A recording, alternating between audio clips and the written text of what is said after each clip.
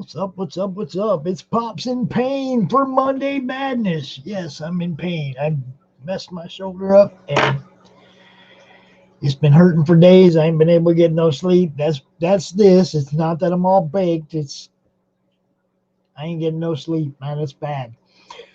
But I want to talk about a couple things real quick. We got CromCon Europe. We're signing up for that right now. The event post is up, and there is a sign up post at the top of the announcements tab in the comic related madness. I want everybody to subscribe to the YouTube channel Comic Talk with Pops Van Zant. And because we're real close to 200 there, and we were going to do another giveaway then. We did some giveaways on Saturday night for the 2,000 members and 2021 members in the madness. We gave some stuff away. I'll get that sent out here real soon for you guys. So we got a good show tonight. I say, what's up? What's up? We got a good show tonight. We got Mr. John Hervey. That's right there. Mr. John Hervey. We got Mr. John Hervey. Yes, sir.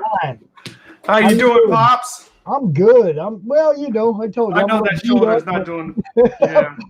I'm a little beat up, but I'm here. I'm good. We're gonna do this. Get it done anyway. I hear you. Yeah. I think I got a banner made up that's got your stuff on it right there. Yeah. Look at that. Right. There we go. All right. So welcome to Monday Madness, my friend. It's always good to see you. Man, it's a pleasure, Pops. It's always a pleasure. So, usually I catch you on CromCon, but yeah, this is nice to catch you on Monday night as well. It's just, however we can do it. It's like not everybody hangs out for the weekend, and sometimes they miss those people that they want to see, What's up, Mr. McIntyre? How you doing? Eric, he's the man. He is the man. It's like sometimes people are easier to tune in on a prime time on Monday night, Yeah. So we like to do this too. And not only that, but it's like if we ever do not need CromCon anymore or not need it quite as much or whatever, then I'll be doing the launch parties and the countdowns and stuff, and then it'll be more of a prime time thing on the weekdays. I'm sure everybody does Mondays and Thursdays, it seems like, for their crowdfunding campaigns. Yeah. Seems like Mondays and Thursdays is the days they want to launch and end on. So, It's interesting. I was told, and I don't know where I heard that from, but I launched on a Tuesday morning, and I heard Tuesdays are good to launch on. I'll tell you what is nice about Tuesdays. When you launch on Tuesday, your 60-day ends on Saturday. Right. So that's always a nice time to end. So I ended up having with Red Valkyrie, they did a closeout show, and it's tough if you do it like on another day. If you do it like on a Thursday and you close out on a Monday, yeah, it's a little bit tough because I think the way it works is you close out at midnight. At least mine closed out. Maybe I can control it better, but mine closed out at Monday at Pacific time. So I was asleep when mine closed out. Yeah, I like think midnight. It seems to me like one of the two you can pick what time you launch and end in, and the other one you can't. I'm not sure of that, but to me it would seem like I'd want my stuff to launch in prime time so that it would end in prime time. That would be, so I could come out here and do a countdown show 9 o'clock, and it ends at 9 o'clock. Come out here at 8 o'clock and push that last hour. It's like I think I messed it up somehow though. I think I could have controlled the time. I got the right day, but I didn't get the time right. Right. So I'm always figuring out something the hard way. Well, like I said, I've never done one. I don't know. But, for me, it would be like it just seems to make sense that I'd always want to do a launch party and a countdown in prime time. Yeah, I agree. Where my audience has the best chance of, oh, shit, I better get on that one. It's almost over. Yeah. You know what I'm saying? It's like if it's dying, it's going off at midnight, they might not even know it's, oh crap, I missed that. It died last night. No, exactly. I think with the next campaign I do, I definitely want to do a launch party. I didn't do a launch party. The close party was amazing. Eric was a big part of that. I mean, that was amazing. But it also made me realize that, like, it's important to have a launch party too. Well, yeah, remember I told you, it's like we did one for Mojo Risen, and they had funded in 48 minutes. And then they got to have fun promoting their book for a month. They were funded. They didn't have to worry about it. Exactly. Exactly. I mean? They weren't sweating it anymore. Yeah, they weren't sweating it at all. But, I mean, the launch part, we talked about that book for 8 or 9 months before it launched, too. That helps. We had a pretty good amount of people that were looking forward to it. Yeah. By the time COVID allowed us to get it done and ready. Exactly. Because that held us up, but at the same time, they used it to make that book better. Yeah. I mean, way better. So, and that one's being shipped here real soon too. I was talking to Rod's going to be on tonight. We're going to talk a little bit about that too. Nice. One of the things you were saying earlier, just about, the necessity for, for shows like CromCon and for like the Monday Night Madness. You know what? I really think the world has changed, and even when the live shows open back up, this is still going to be an integral part of. This isn't going away, Pops. This isn't going away. I just don't think I'll probably won't have to do CromCon monthly anymore. I don't know, Pops, because I'm trying to find a show to do it from the floor on. Or evolve it in a different way, you know what I mean? Maybe earn myself a press pass and go out there and actually meet you guys. That has to happen. Well, I think it's all of us. I mean, the people that are backing books, the people that are making books, we all need to meet each other now.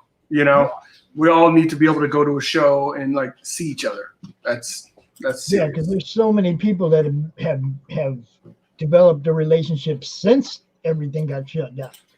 I didn't know any of you guys, man. I was a fan, and a very uneducated fan for the most part when this all started. For me this last year, it's like I've learned so much about every aspect of the industry since then. I mean, press releases, all kinds of stuff I didn't know crap about, man. But you know what though? You're also a part of changing the industry. Because this isn't how the industry worked before. Before it was, everybody tried to get a job at one of the big two or maybe even, Dark Horse or whatever, and then the books go through solicitation through Diamond. So there never really was that direct connectivity, with and responsibility to the readers like there is today. Right. Because a reader is buying a book directly from the person that is providing it. There's no wall in between there. So it's a different level. I think the level of responsibility should have always been there. I think people have forgotten about it, but it's a great reminder, and it's just brought the industry back to what it should be. It's got to be a good, healthy relationship with creators and folks like yourself that have shows and fans. It's got to be healthy. Dude, I caught some of your stream the other night with Red, and come on, man. It was like I've been cheering for this book since day one. It was like, come on, man, go, you know. Like, every time I saw it, hit that share button. Every time I saw it, it's like it went to the Twitter, it went into the group, and wherever, It's like, cause it just kept reminding me, oh yeah, she's tough. Yeah. See, you hear a lot of that. Oh, we don't like strong female characters. Bullshit. Oh, bullshit. Yeah. Yes, we do. Well, that's the thing. It's like kind of the comments, and especially kind of like the ones that are kind of disparaging all of us as readers of books, telling us what we like and what we don't like. Well, look, at the end of the day, you could say that, but then you look at the books and how they're doing. People will tell us what comics are and aren't. Look at how well Charlie's London has done. Look at how well so many books have done. And they're, people can say whatever they want to say, but if you look at these projects and you look at how we have all voted with our dollars for these projects, exactly, it speaks for itself. Yeah, you have to take into consideration that fans are the ones that are going to drive the industry. You have, as a creator, you have to remind yourself of that, man. It's like, give us something good. That way we're knocking on your door again when you put out the next one. It's like, but you have to deliver, because we're comic fans, and comic fans are kind of a rabid breed. Yeah. We really, especially the collectors. My God, man, it's like, hey, we better get a super crisp, clean copy. Yeah. That's just the way it is, man. And that's before crowdfunding. Look. When I used to hit the spinner rack as a kid, I was still digging through trying to find the one in the best. Yeah, you didn't take the one on the front. You never took the one on the front. You never took the one that was all buried back in the back that was bent underneath them either. There's a sweet spot in the middle where you get your book from. But sometimes the last one, you had to take that old bent up one. But you know what I'm saying?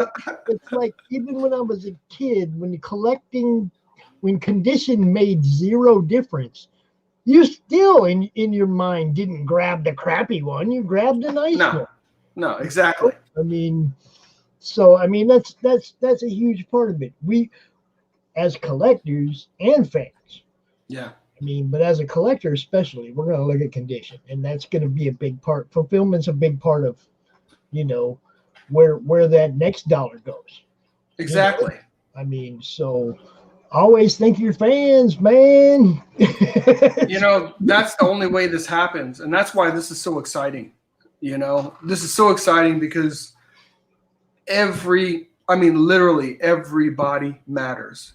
Every share, every purchase, everything matters.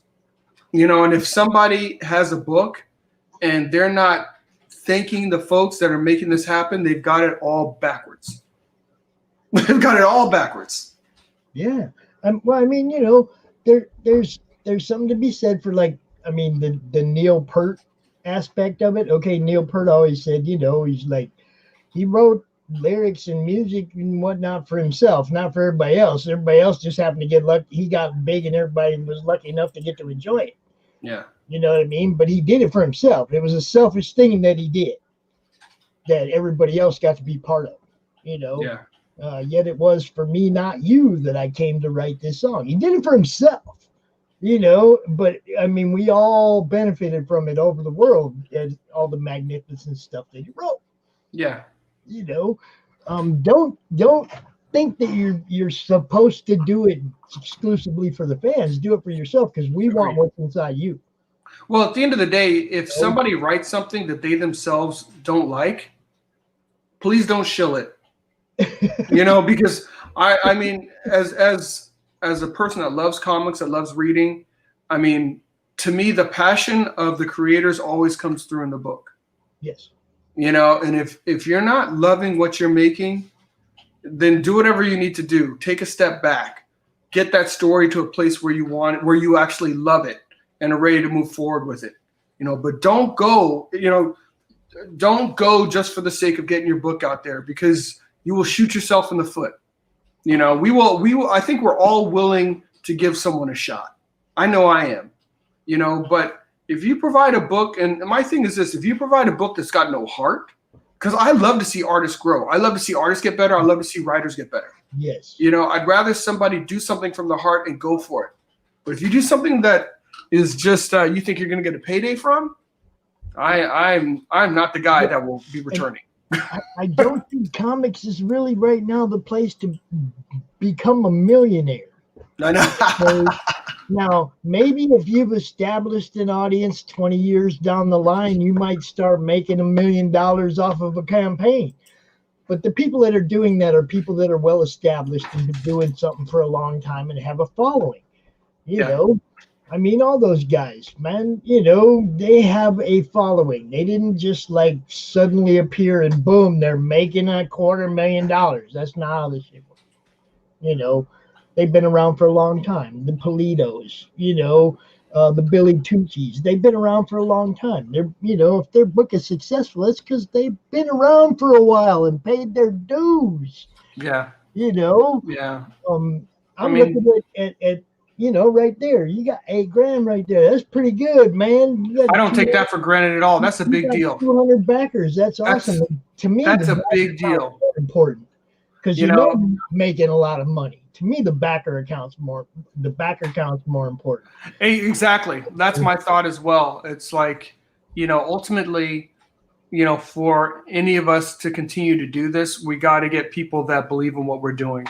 So that means we need to make sure that we're getting out and we're talking about the books, we're getting into the community. Then B, we also have to be making good books. You know, and it's a process. You know, people need to see, okay, well, oh, that guy's still around. Oh, that guy made another book. Okay, you know what? Didn't want to check out his first book because didn't know him from Adam.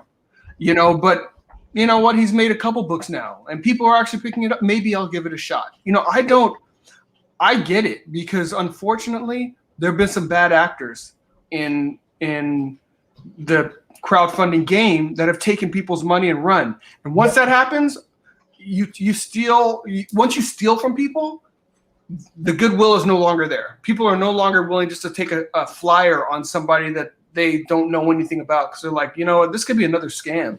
This could be just another dude that's just looking just to run away with my cash. You know, I've backed, you know, I mean, and I know I've backed a couple books that I know I'm never going to see.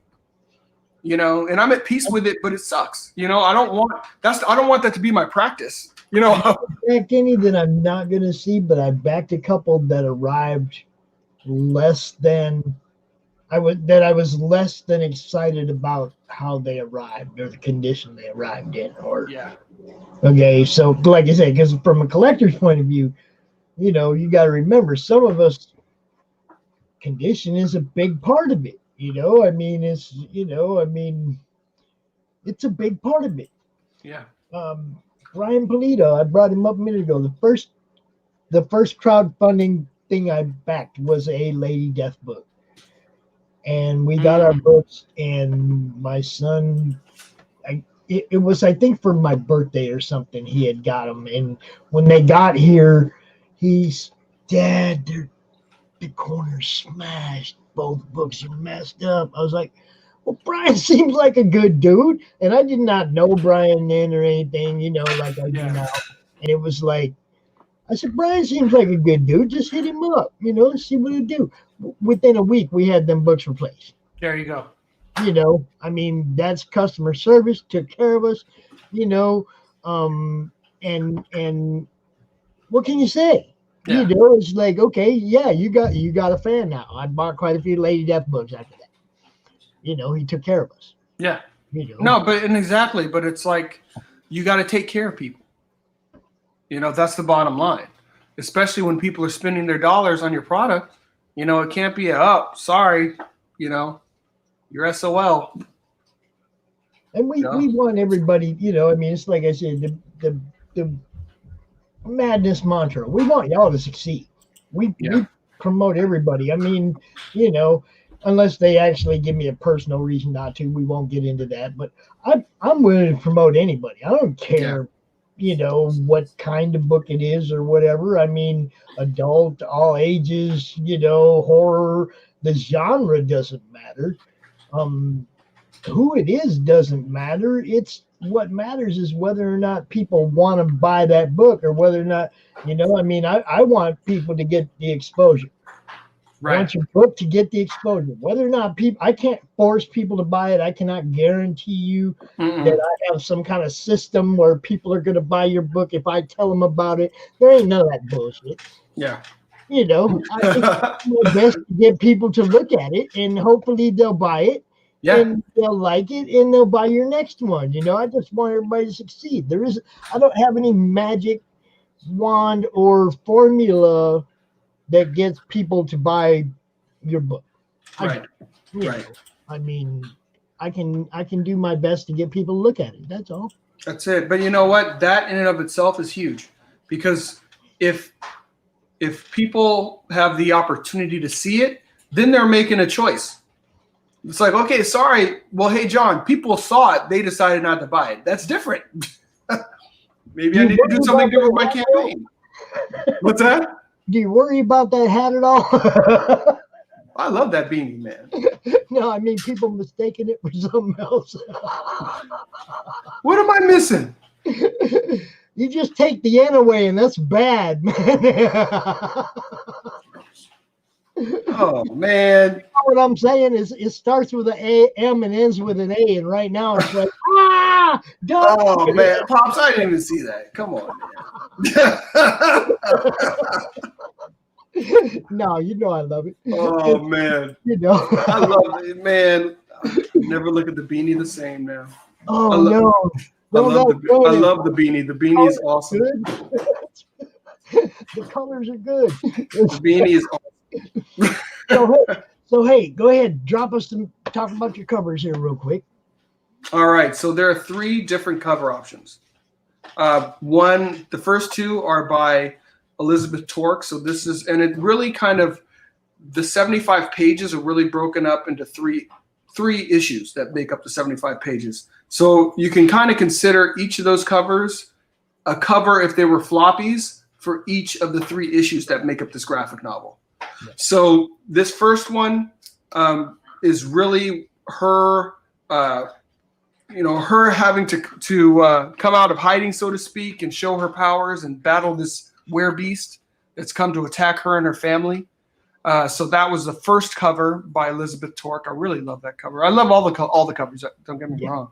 The second one is, she is now in Finland, and this is a period piece too. So it's in 1942. So she's in Finland amidst some of the struggles of World War II. So you see her lifting a tank and saving a little girl from a Finnish village. So she's still rocking her awesome overalls, because that's just a good look for her. Overalls are all-purpose, man. She can wear them over in Idaho. She can wear them in Finland. She'll even wear them in Asgard, man. Nice. And here, and this cover is by Elizabeth's brother Eduardo, and I call this one "Behold the Pantheon." So you really, I mean, the picture says it all. Yeah. They're looking down their noses at her. She's really under a microscope. You kind of you have that heavenly light coming down, and she is feeling less than as they're looking down on her. So covers, you have the option of getting one of the 3, or you can get all 3. And then you get to see some of the interior art here, and it's also proof positive that the book is actually produced. So right now we're just finalizing the file that's going to the printer, and hopefully we'll have that done within a matter of days and get that over to the printer and get some proofs. And then after I get the proofs, I'm ordering these bad boys, and then we want to start getting these books in people's hands. This is awesome, man. Yeah, it was, comics in and of itself. I mean, it's such a fun medium. And it's such a labor of love, and as somebody, who grew up also doing a lot of role playing. Thanks, Raj. Doing a lot of role playing, playing a lot of D&D. You have, it wasn't simply about the adventure. It was about the process of creation.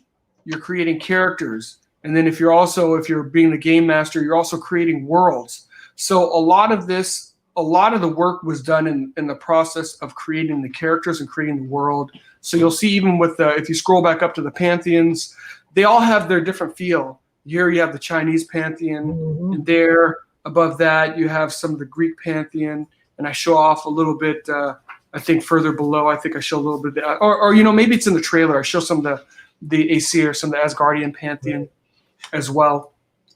So really giving each a unique feel and flair. And then there's some elements in this where it's in 1942. So that we tried to be true to that and putting elements in that regard, even including the fight that occurs in in Finland, using try to use references that were Russian tanks from 1942 and some other things of that nature. So, just really having fun with it, but also trying to give everything its distinct feel. You got some Egyptian action there. That's right. That's right. And, I always loved mythology, and I always found it interesting how in the different mythos, they always had a beginning, middle, and end. So each mythos had its, whether it's Ragnarok or it's Day of Reckoning. So I said, what if I'm able to tie those together in a story?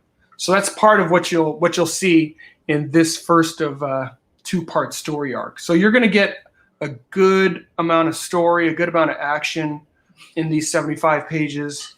You're going to really get to know this heroine, and I think it's just a fun adventure, some great escapism.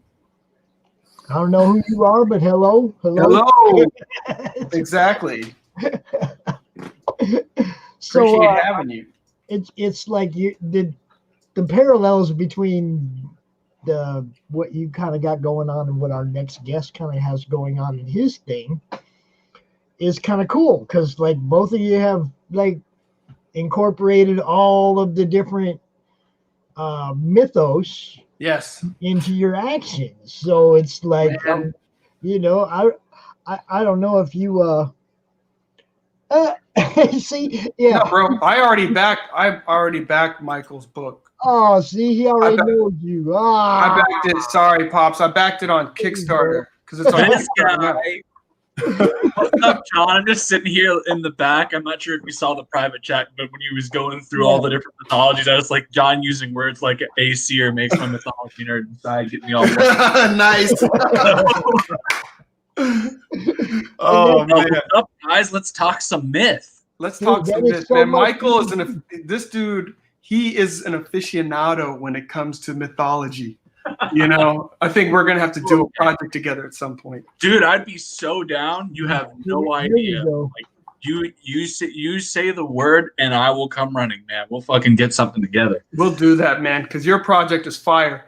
I was a late comer. I was a late comer to it, so that's But I'm glad that I got it. Better late than never, man.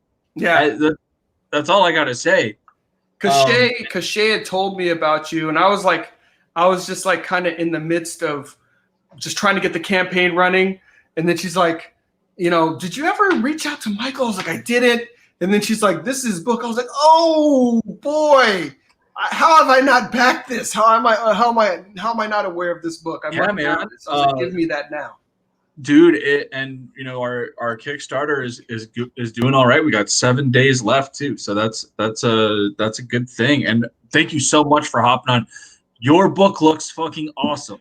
Thank you. All right, I think the first time I saw anything of it was I think it was actually like they had just posted up your cover with her throwing the tank around, and I went, "Yo, why are people backing this? Chicks punching tanks." Chicks in overalls throwing tanks. Come on. Yeah, man. What else do you need from a book? Goodness gracious. Nah, man, your book looks awesome. Let me tell you, I backed yours as well. Oh, thanks, and I got that Pantheon cover because that was just vicious. I loved how the artist drew Heracles in there. Yeah. Like that was stellar. Like I'm really excited to check this book out and get back to you and chat about it a bit because, oh man, there's not enough mythology books out there, bro. Dude, that's why like I wasn't aware. Like when she told me about your book, I was like, how did I not know about this? And I must have it now. I gotta have it now. I'll tell you what, if we do end up getting funded, I'm not sure what tier you backed on the Kickstarter. I won't go look through that. But if we do end up getting funded, I do have a few extras of the Holofoil Zero issue after the Indiegogo. I'll throw that in there extra for you. Oh man, I'll throw a little bit of money towards backing it then. I'm good for that. I'm good for that. But yeah, it's a beautiful thing right here. Oh, bro. Oh yeah, for sure. That's pretty. Pops has his. Oh, I know. Pops has the hookup. Dude, hold on. I'm trying to get your Killing Fields up here, man. It's like I'm having a hard time finding it. Oh, I'll send it in the private chat. Yeah. All right. Man, that thing looks beast. Then I'll run behind me and grab that thing, because yes, I do have. When I saw your your little pitch line about Osiris, and I was like he's doing it. He's this is a death match of mythos. I'm like I've got to have this. John, I like you so much. So what we're gonna do is I'm actually gonna showcase something pretty badass from come on, man. Let's see our thing. So let me get this thing up. Oh, hold on. Let me see if I can do this. All right, we'll do this one. Ready then. Well, so Eric McIntyre said that he would definitely support us if we did a collaboration. So I mean, hey, you already got it. Pops, you got something up on the screen there that you might want to put up. Oh, look at that! Look at that! Oh my goodness! Look at Heracles. Oh, the colors are popping more. Colors are popping more, dude. Oh yeah. And so Marcelo's done a great job. But one of the big things that we're going to be doing in the future of the book is we are actually bringing on Avery Ferdinand is going to be hopping on and be the colorist for Elysian Fields going forward from Pyramid Gambit. And we're actually going to be doing a remaster of the Zero issue, which I can even show off a little bit of that too. Nice. I brought some good. Goodies. I brought some goodies for the show tonight. Nice. Oh, yeah, that is pretty. Yeah. Dude, it's beautiful. Is that a foil cover? Yeah. We did hollow foils for that Zero issue, and I do not regret it one bit. Oh, look at that. It is shiny and pretty. Dang. Wow. Art pops. Oh, yeah. There you go. The art pops. Yeah. That's excellent. And the story's good, too. Are you okay? Dude, I tell you, when we had Inch High Comic Guy, who is like notorious for being like super rough on his reviews. When he read it and said it was one of the best crowdfunded books he had ever read, I wept. Dude, that's awesome. He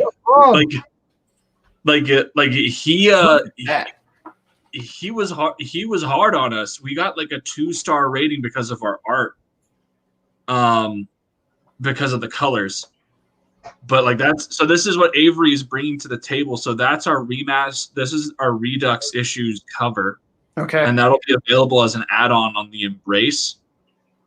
And then let me show you what Avery's doing to the inside of this book. Because Pops, you can even pull out your book and showcase this page, and you can see the difference. Page I just had up, wasn't it? Yeah, open that back up, Pops. Yeah. Hold up. I can't really make myself as big as that, but okay, I can see the difference. You can see definitely the colors popping more on the new. Much more so. Avery is absolutely crushing it on these pages, man. Yeah. But yeah, no, that was one of the big things is that we got like every single bit of feedback that you get as a creator, you got to listen to it. And so we listened, and with the success that we have had so far on the on Elysian Fields, I figured why not invest that a bit and bring on Avery, and Avery is crushing it. That's the way to do it, man. That's the way to do it. Oh, Jim, what's happening? Yeah, Jim. I know I've been with Black Tiger. I had to remaster a number of pages. I had to recolor and get the book relettered from the first time that I produced it, and it's learning. You know, I mean, it's a learning process, man. I thought because I had the pencils and I had the inks, but it's like, oh, the color, the colors will make or break your book. The letters will break your book if they aren't. Oh man, unprofessional lettering will straight up take you out of the experience. Yes, ruin your game. Yeah. Let me tell you guys something though. I've been sitting here like watching. Okay, I remember Michael popping this out. Okay, and I've been watching the stuff that he's doing since then, and trying to improve, and always trying to improve the product. I watched what Raj was doing with Mojo Risen. Started out like this. Something happened. We had to wait. Okay, while we're waiting, let's make it better. Made it better. Made it better. Made it better. And, you know, instead of just sitting on the delay, made it better. I'm watching all these guys get better. Yeah. And I like it. See, because you can tell they're really putting their all into what they're doing. Same way with you, John. Okay, Black Tiger, check that out. Watched it. Now I'm looking at this one and I'm going, yeah, you can see the improvement. You can see the heart coming out of you guys. Okay. Mike, I love watching Michael because Michael's like he's starting to feel it. You know, he's dude, like let me tell you, man, it's been a long year. I've been through a whole bunch of stuff. We got our first book out. We got we got our second. We're branching out and doing our first separate IP as well. Like there's just been a lot going on. Nice. And this is honestly, comics has been the thing to keep my head above the shittiest bits of it. But we keep on pushing, keep driving forward. And Pops, the support that you've given Elysian Fields through everything that you guys have done on the madness has just been outstanding. Well, see, but what you guys do is the same for me. Okay, I've watched you through the last year going through some shit and just powering through it and being passionate about what you want to do. I was kind of just doing nothing there beginning of last year, right? I wasn't doing none of this. I just showed up. Hey, everybody, look what I got today. You just had a fun Facebook page. It was just a little group. Look what I got today, everybody. That was what I did. Now look what it's become because you guys gave me like a whole new direction. Well, Pop, what you provided for this community, like at the end of the day, I think one of the biggest reasons for the success of your channel and everything like that is with everything that's been going on, it's been difficult for us to connect with one another. And so everyone has been looking for these ways to not feel so isolated, to not feel so alone. And we have this super passionate fan base of comic backers and comic readers who see shows like yours, Pops, and it's like, oh, I don't just get to watch these guys talk about their comics. Like we can roll over into the comments right now and see who all is there and say hi to them and make them feel like, this isn't a convention or anything like that. So it's not like they can get signatures, but we can acknowledge them. We can chat with them. Yeah. And it really does bring that sense of community back. There you go. And we got G in the chat there. The embrace is going to be epic. It really is. The more that I see of that book every time I get it. Oh, who's that? This guy. Rog in the house. What's up? What's going on, man? Hey, John, your book looks fantastic, bro. Thank you, brother. I appreciate that, man. I'm just enjoying being part of the community, my man. I'll be back in it pretty quick. I appreciate that, brother. I really do. I'm telling you, man, this is what's going on in comics right now. I mean, this is the future. I mean, it's now, but it's also this is what it's going to look like and continue to look like. I don't know what it's going to look like by the end of the year, but what we're doing is it. This is it. 100%, John. In fact, I think I've spoken even on here before about what happened last year being an indie comic renaissance. Yeah. Like this was it. The mainstream went pencils down, and the indie comics rose to the occasion and put out hit after hit after hit. Mm-hmm. And John Magna, the Last Pantheon is going to. I know it deep down. It's gonna fucking knock people out. Like, your book looks incredible. I appreciate it, man. I'll tell you though, the books have been really good. It's just amazing that CG's been doing, but it felt like third and fourth quarter, everything went up like a notch. I mean, like everybody leveled up. There were so many books. I was just like, what in the? Because I was like, okay, I'm gonna bring my A game. Like I thought I was the only person doing it, right? All of these people, these people brought their A game, and I was just like, oh snap! My wallet has been weeping. Well, that's my wife. My wife, she's like, it's kind of funny because like I go on shows and I end up buying books. It's like, isn't the point of you going on shows to promote your book? I was like, I go on shows and I end up buying books. Dude, I just learned about more and more cool books. You know, I'm like, oh my goodness. Like when I learned about your book, you know, for me, I don't care, man. I went to Kickstarter and back that bad boy. I don't care. You know, I'm like, look, I've got to have this. I've got to have it. You know, I greatly appreciate it, man. Of course. You know, it's been a heck of a ride. I gotta go ahead and throw this up for Raj. Woo! Oh, I was about to say we got Raj in the house. We got to be talking about that Mojo Risen, man. Now, tell us what's up, Raj. I got to throw it up there. I don't have the book yet. Yeah. It's coming. I know, brother, and I'm getting every day, man. I'm like, I know it's close. Well, they're gonna send us. We got the book tarot cards in today, so we should be getting the books probably next week, hopefully. How's that bookmark look? Oh, they looking good. Everything's looking good, man. Everything's looking good, and we should be able to get these out to everybody and do a kick in March. So we're ready to roll. We're ready to roll again. Cool. So we're good. Oh yeah, man. Good for you. I'm excited, dude. I'm really excited to get your book. And speaking of joining the fulfilled books party, I've already fulfilled one, but the print files just got sent in for Pyramid Gambit. Nice. So we're going to print. We should be fulfilling here soon. The hardcover edition will probably take a little bit longer. Okay. So people could back to that from the Indiegogo. It'll probably be a little bit longer than that. And then I've also got to send out some books to get signed because, you know, campaign promises and what have you. You got to keep. Yeah. You gotta keep them. Yeah. I got to keep them. I got to see Mojo Risen, man. How have I not seen that? Dude, I don't know how you've not seen that. Bro, like how had I not seen your book? That was crazy. That's why I had to go back. I was all time compared to Raj over here, man. Mojo Risen was all over the place.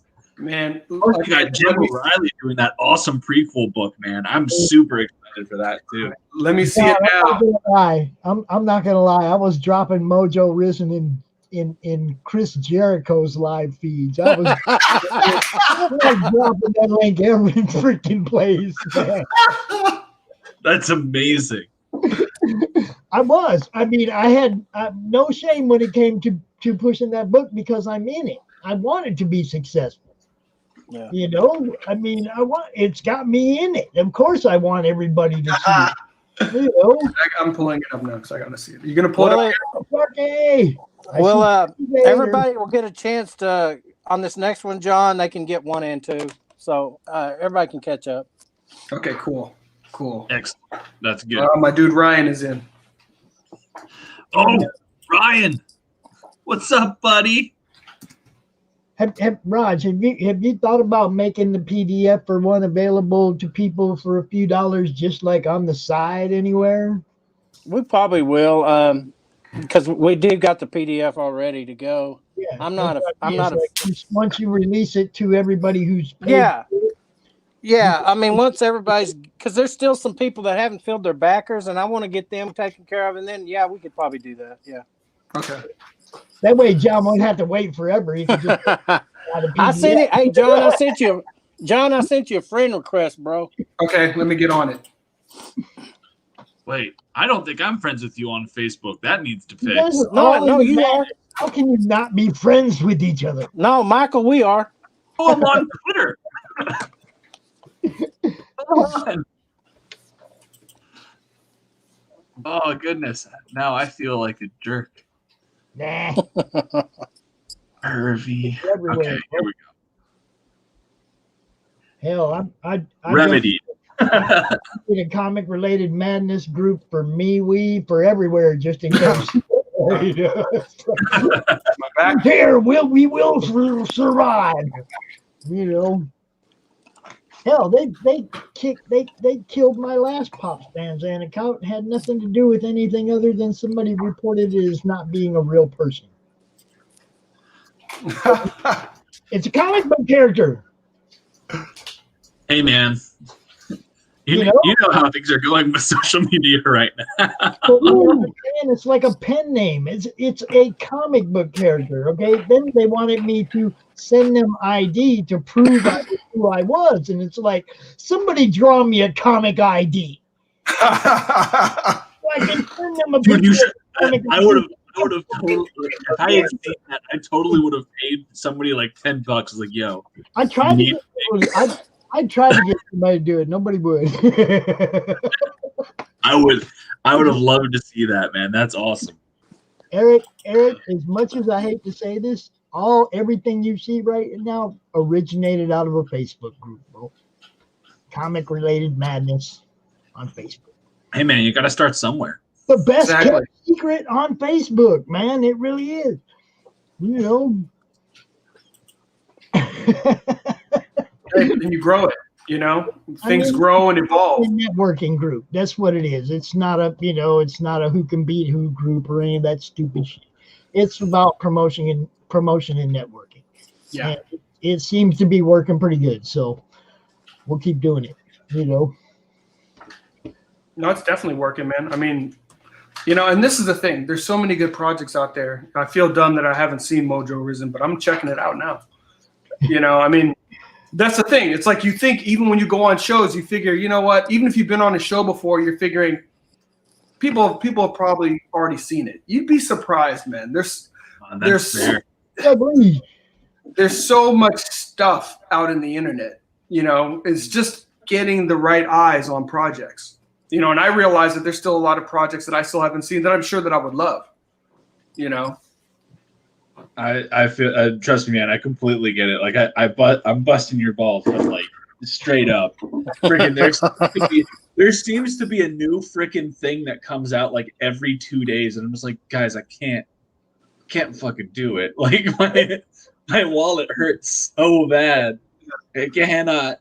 Oh, I'll hold on to this, but oh goodness, I have backed so many this past year alone. I have backed over 60 projects on Indiegogo, and I think like 30 or 40 on Kickstarter. It's insane. Yeah, I'm up there. I haven't backed all of the ones that I've wanted to. Like I've missed out a good chunk of them. I don't get close to all the ones I want to. I'm lucky if I get 10% of the ones I want to buy, man. It's exactly. I hear you. Too many. Raj knows. Hey, Raj, buy me that book. Well, two of my favorites are 47 Furious Tales by William Samuel Quentin and Burlap by Jesse Baer. I think those two are just outstanding. Really? See, now, I haven't got to see much of the Burlap. You know I've seen Oh, man. It's up my alley. It's dark themed and cool. It's like it's not that I haven't tried to. It's just it doesn't seem like I get to see a lot of the art, a lot of what's going on. I'll see it once in a while a post, but not like I see Michael's stuff all the time. Yeah, you see what I'm saying? It's like Jesse needs to throw a little more at us in the madness. You know, I mean, I've been telling everybody, it's like the feed is moving fast enough now where you need to drop something in the morning and something in the evening. Because if you drop something in the morning, by 4 o'clock in the afternoon, somebody has to dig really deep to find that. Yeah. You know? I mean, once in the morning, once in the evening, man. And I don't consider that spamming the site. You know, I mean, 5, 6, 7 posts in a row, I would consider that spamming the site. You know? Let's see what we got here. We got Sharky. Hopefully I can start backing projects soon. There's some pretty cool ones on the Madness page. Yes, there are. And there's at least cough. Oh, I'm sorry. I don't know what came over me. there's also some pretty good doodles somebody keeps dropping over there on the Madness page. Look kind of like that profile picture, but I ain't saying nothing. And then there we go. Eric did the same Oden. This year he's cutting back on the amount of campaigns, but increasing the backing amount for the books he is backing. So wow, that's cool. I think it's crazy. I mean, like, I feel like everybody's strategizing. Everybody. I mean, it's like, it's not just people that are making books, it's people that are buying books. You know, I'm re-strategizing with my book purchases, because, you know, when you get to the point where your wife's like, okay, what are you doing? What are you doing? You know? Are you aware? We don't. I'm a broke ass, so I gotta go with the lowest tier all the time anyway. Okay, I'm always a bottom tier buyer. You know, I want a physical book, but I'm probably getting the lowest tier with. You know, it's not just sometimes the tiers are so good that I'm like, oh man. It's not just because I'm broke, but it's also because I want to be able to get as many as I can. And if I drop extra money on that one, that means I can't buy that one. You know what I'm saying? So I'm kind of stuck in that rock and a hard place when it comes to the back. And that's the reality right now for a lot of people. And that's why it's like no support is too little. Whether it's a link share, whether it's backing for $1, with Rob Anderson over at Comics Newswire has the whole never underestimate the power of a single $1, or even just sharing your link around, because that's huge. Just getting, I just say sharing is huge. We love them. No. Go on. I didn't mean to interrupt you. You're good. I finished what I was going to say. So, like, Raj, I know we was gonna have you come out a little bit later. We still have one more guest that's gonna be coming out and joining us. He also has a book. It's called The Voyage. Voyage the Call is the name of the book, and it's on Kickstarter right now. And I was gonna go ahead and bring him out if you guys don't mind, since we got this panel atmosphere going. Heck yeah, bring it out. Let's introduce ourselves to Mr. Zackary. Let me see, Marois. Okay, how's it going, Zackary? How you doing, guys? Thank you for inviting me on this, man. This is like my second podcast I've done, so yeah. Oh, cool, man. Cool. Well, I look forward to seeing your project, man. Thank you, man. Thank you. I'm still, still staying up late doing these pages, so I got 15 more to go actually on it. And you say you live in Alaska, right? No, I live in New Jersey. I live in Bud Lake. No, my other guest that's going to be on next week is in Alaska. Connor Bartell, I think, lives in Alaska. He's going to be on next week. Got you mixed up. Was trying to get too many people on at the last minute tonight. I had like, oh my God, what's up? 10 people hitting me up at the last minute. No, we're looking at your project right now, man. It's vicious. Zach, I'm looking at your project right now. This looks vicious. The art figures. You're doing all this? Yeah, I'm doing a lot of the black and white stuff is all me. There's not much colors on it because the way that I'm planning it, the way that I'm scheduling it, my colorist is going to jump on to doing these pages once it funds. It's really I'm not even going to BS you, man. Like, the colors look great, but you could also totally release like a black and white cut of this. This art is phenomenal. This looks really good, dude. I don't know, just a little bit to throw at you, this character, I came out of the Joe Cupid School as a student, and I self-published this character in my own graphic novel anthology book with like 23 other Cupid School students. And I got to ask, do you know Alexia? Do you know Alexia Veldhausen? Yeah, she's the artist for 47 Fairy Tales. Yes, welcome to the family, brother. I backed that campaign. I heard a little bit of what you guys were talking about when I was getting ready, and I'll tell you right now, man, I can't wait to receive that book in the mail, man. Because that book's dope. Yes. Which book is this? And I noticed 47 Furious Tales. And I noticed your book is the same. You made the 6x9. You made the smaller size book. Is that what I see here? Yeah. So I went to New York Comic Con last couple years ago, and there was this artist who I forget his name, and I feel really, really bad. But the book is called The Only Living Boy, and he did that format the same size, and it was just beautiful, like the way that he told the story. And with the anthology book that I released in the school, I did it in the regular comic style format. I just wanted to go ahead and take my chance and try something a tad bit smaller. Even Daniel Warren Johnson, who's been working on Wonder Woman Dead Earth and is now doing his Beta Ray Bill comic from Marvel, he worked on a smaller size like Old Man Skywalker, and he did a oh man, what's that movie called? It's the robots, the China. I forget the movie, and I feel bad, but he did a mini comic on that too, and he was selling it at the conventions, and it just looks nice, like a great to-go, put it in your back of the pocket, like on the road and like carry book. Dude, straight that it looks great. I actually just backed. So, Dude, you got another one. Thank you. Yeah, Thank I was you. just say the 6x9 format. That's 47 Furious Tales book 1 came that way, and it was like blew me away because it was still such a solid book, solid story, solid art, and like the book stock, everything. I mean, it's just a solid little book. It's not something that you're gonna worry about falling apart on you or whatever, And as soon as I was reading this, I was like, oh wait, he did it small like that. And then you say puberty school, and then I'm like, do you know? And yeah, here we go. Yeah, we're all family here, bro. We love them people. We love William. We love Alexia. Oh, look at that, man. Yeah, no, that's what I was saying is I was going through his campaign. I was like, holy crap. Thank you. Yeah, I'll be back in this. Most of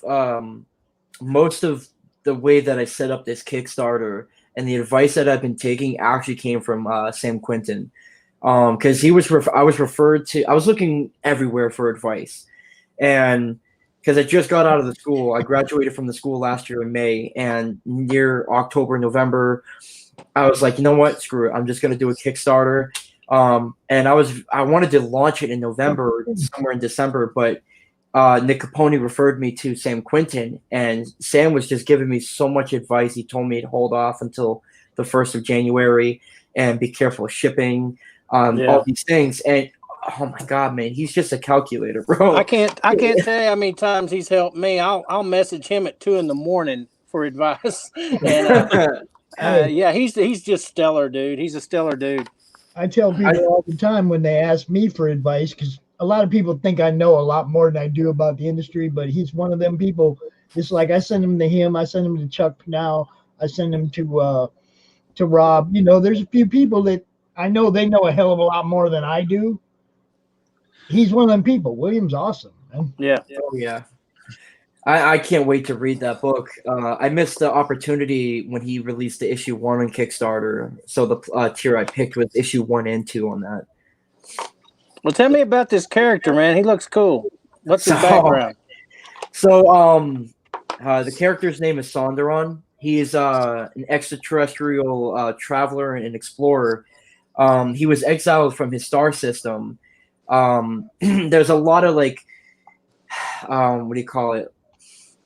There's a lot of tension and an unearthing of his culture and his other species in his star system's history, that he was the first one that cracked it all open, and the result ended up him getting kicked out of his star system, and he's on this mission to bind the universe once more together by finding these mystical artifacts, which is like a spear, and it's supposed to prevent this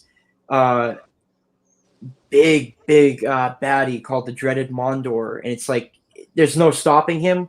There's no hero that can take it down.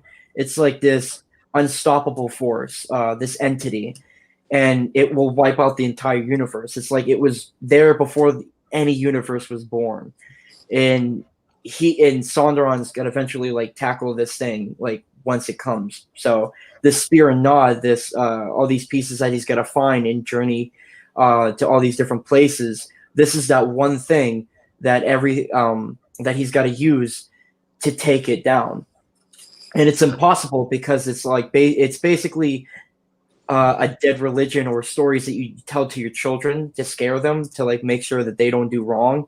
Mm-hmm. And that's how everybody in the universe treats it as. It's like a dead story, a fable of sorts. Hey man, that sounds awesome. I actually got to run. I have it came from Webtoon show that starts here like nowish.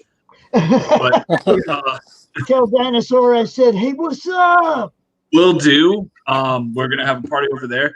But I might try if you guys have room for me here in a bit, Pops. I might try and hop back on later. If not, it's fucking awesome hanging out with you, John. Great seeing you again, buddy. Yeah, you're the man.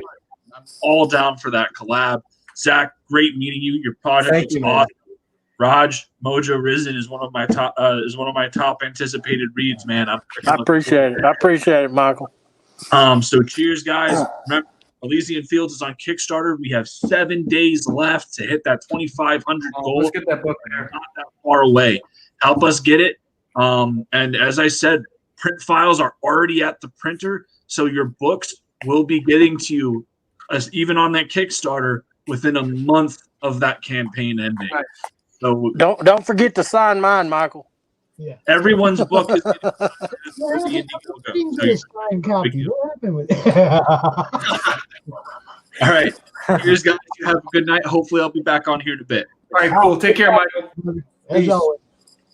Look, one leaves, one shows up. Where the hell did this guy come from? Love a dub. Who's Phil Leon? Oh my God. The usual cast of characters and a few new ones. There we go. What's up, going guys? on, Phil? Damn, I just missed Mike. I tried to hop on right before he got out of here, man. Oh, he must have knew I was coming. He said Phil's coming. I'm bouncing. He's like, oh shit, here comes Phil. Webtoon show right now. His Webtoon show is at 9 o'clock with Dreaded Dinosaur. What's the Webtoon show? Fill me in, man. It's the show he just started doing like 2 weeks ago. About people that are putting their stuff up on Webtoon. Dude, Webtoons is a phenomenal platform. I love that platform. There's lots of stuff going on over there right now. Isn't that where Orange? So is that kind of like? Is that kind of like the creator? Is that like Tapas or something, man? Say again. I said, is the web thing? Is that like Tapas?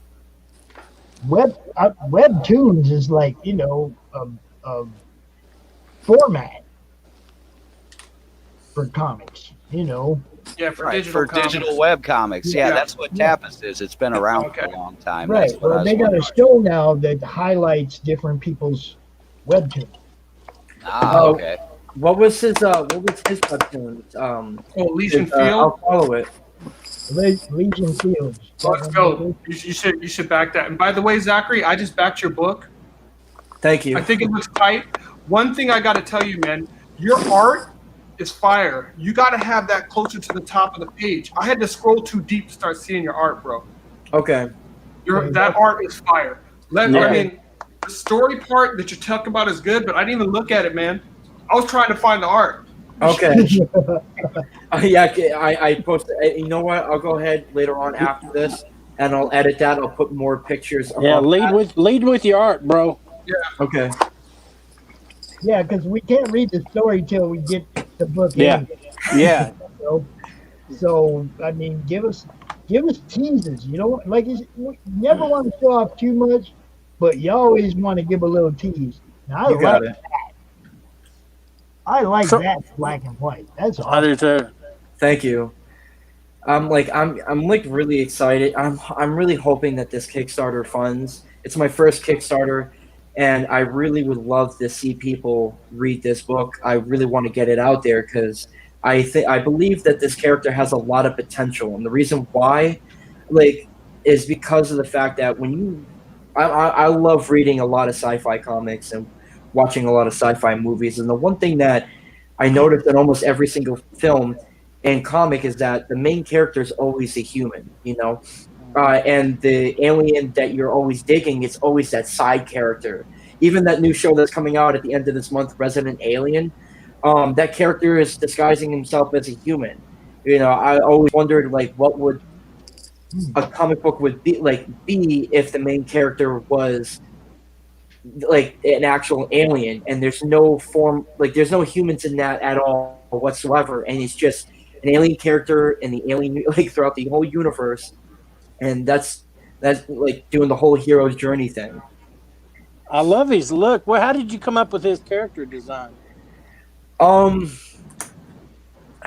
You know, I was inspired from the Green Lantern movie when I saw it in theaters, and despite what people how they feel about it, that I created like this character that was a lantern right off. It was just my own character, and then I was like, you know what? I just want to make characters like that's not affiliated to anything that's already out there, and I tried to like create things off the top of my head. And I was just like, oh, like I was studying native culture and seeing the way that they dressed, and seeing like the sci-fi, like Enemy Mine, the movie, the clothes that they were wearing. And I was just kind of figuring out like what would be cool for him to have as a uniform. And before I went to the school, he had all this armor and this unnecessary parts and all this stuff on him that was just like unnecessary. And the more and more I learned from the school, being there as a student, they said, all my instructors tell me that less is more. So I was like, I looked at the character again. I'm like, I started ripping pieces off. I'm like, all right, take the shirt off, take that off, take that off. And I just broke it down to the bare essentials of what the character needed for that's appropriate for the story that he's in. And when I got that look down, I was like, you know what? I think this is it. And that's where the look came from, which is trying to think about what is the most important that goes according to the story and what's essential to what the character needs. Nice. Yeah, it looks fantastic, bro. It does. Thank you. Let's see that Zackary, video, Pops. What's your Twitter handle, Zackary? It's at Zackary's Art. And when you spell Zackary, it's with a K, not an H. Okay, so TK, Z-A-C-K-A-R-Y? ZACKARYSART. I just posted it in the comment too. Okay. That's the same as my Instagram and my Twitter. And I believe it's my LinkedIn as well. Gotcha. Come on, push the buttons, Pops. Come on, Pops. You don't have me back there with all the buttons and the levers this time. Yeah, Phil, he's dropping the ball. Dropping the ball. I'm trying to make sure this banner gets made because my co-host isn't in the backstage putting stuff up. So Because your co-host is busy working on projects. Is that what we're talking about right there? See, here you go. Yeah, play that thing, man. Who? Oh man.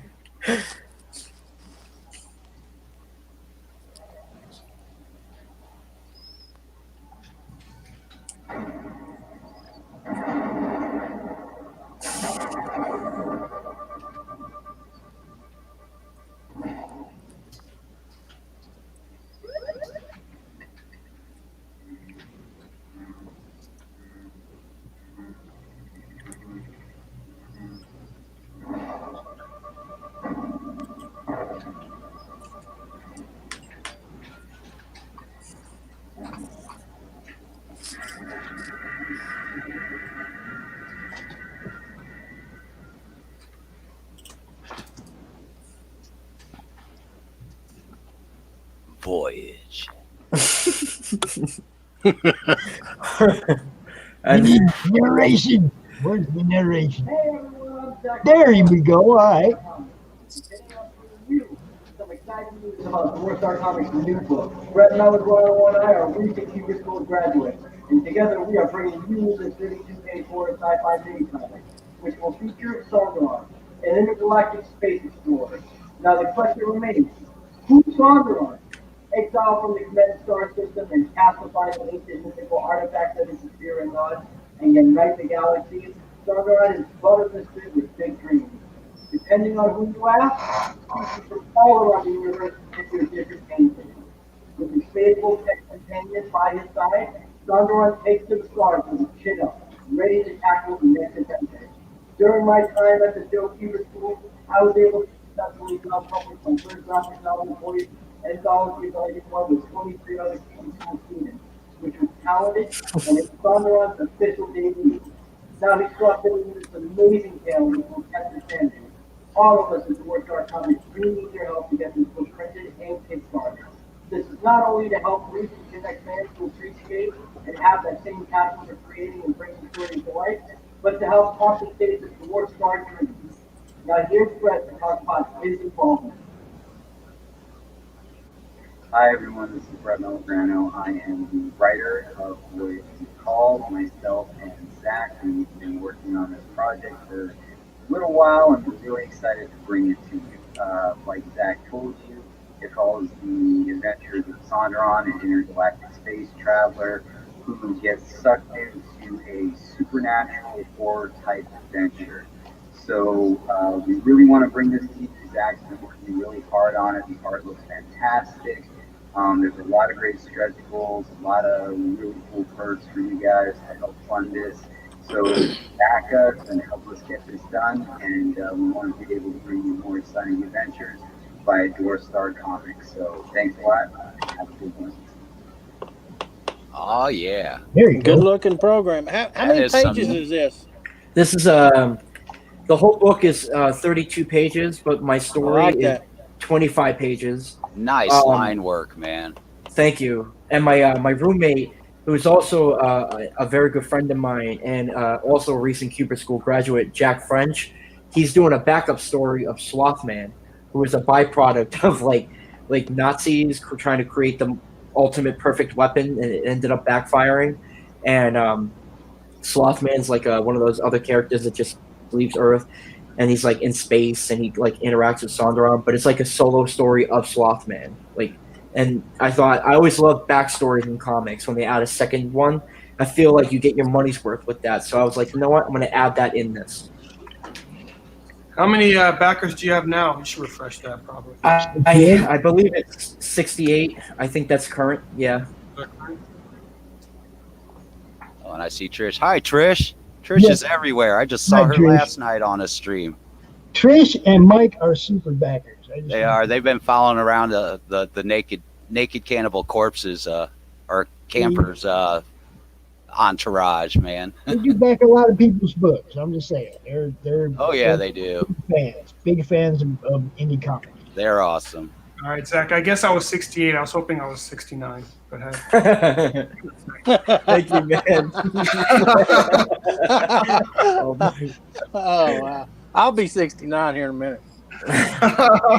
I appreciate it, man. You guys set Raj up for that. Now you know he's going to go do that. Everyone wants to be that. No, exactly. So are you sharing it all over in different groups, like comic groups? Yeah, I'm sharing it a lot on Facebook. I also have Kevin. I hope I'm not pronouncing his last name. Kevin Gioletti or yeah. He's been helping me out a lot, trying to spread it to groups too. So I'm also on Instagram trying to spread it, and Twitter. That is key. That is key, is to get in any of those groups. And what I do is I just go down the list and just share. I mean, forever. I mean, I go crazy, and then they're like, "How's he sharing all this so quick?" And I've been got him on. I see notifications come up all the time. Raj Mahan posted. There's another one. There's another one. I just did that for this feed right here, sending it out to like 40 groups. Yeah, that's what we do. That's what we do around here, Zach. We share the crap out of everybody's project.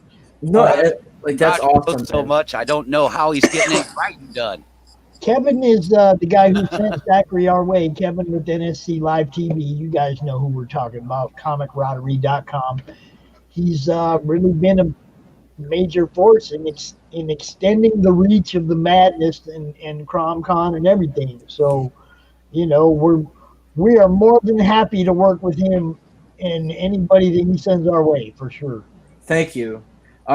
He's a really great guy, man. I was speaking to him a couple nights ago, and we're just like trying to go back and forth on ideas on how to tackle this, and he's got a lot of great ideas. Yeah, he's Inked is a good. Let me see. Where is that thing? Do I got that thing? See, my guy in the background just ain't there for me. There you go. Inked marketing. That's Kevin. That's Kevin right there. There we go. We'll give him a little banner time. Kevin, is Kevin watching? Where's Kevin? I don't know if he's watching or not, but we'll give him a little time. There, hi, whoever you are. So yeah, Raj went and got his phone. He's trying to do 69. I was so sure I was 69. Oh man. Oh, I'm fixing to do it right now. I had to go get my phone. See. One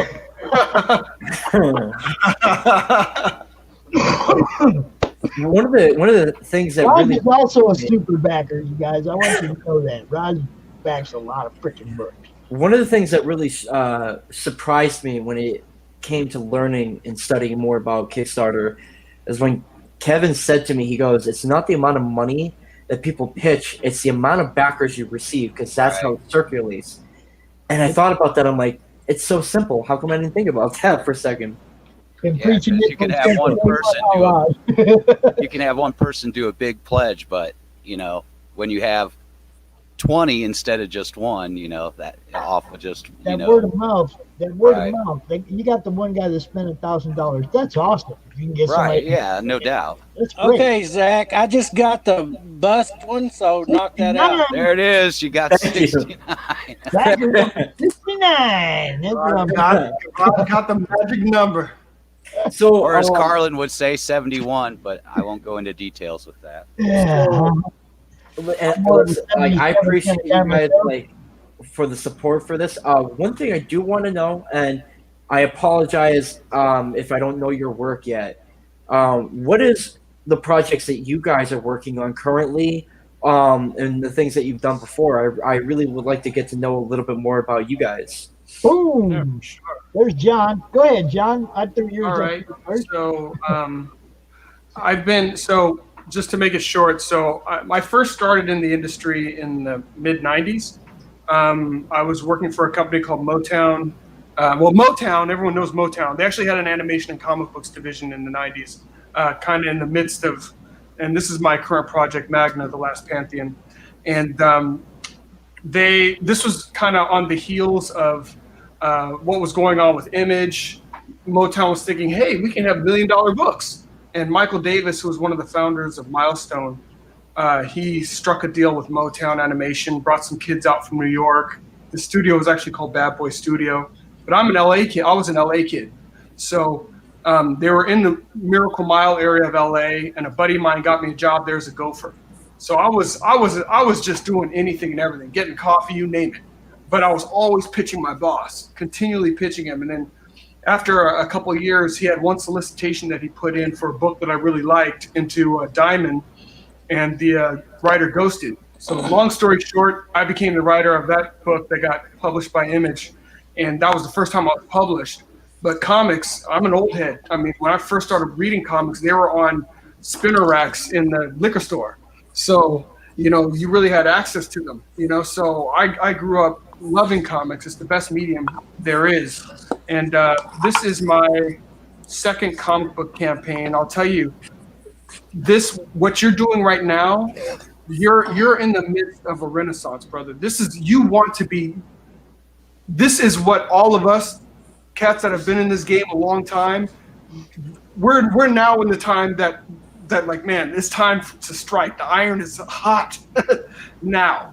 It's never been a better time to be an indie creator ever. And with shows like Pop Show, and like Phil was saying, there's so many other shows out there that you also want to make sure you get circulation on.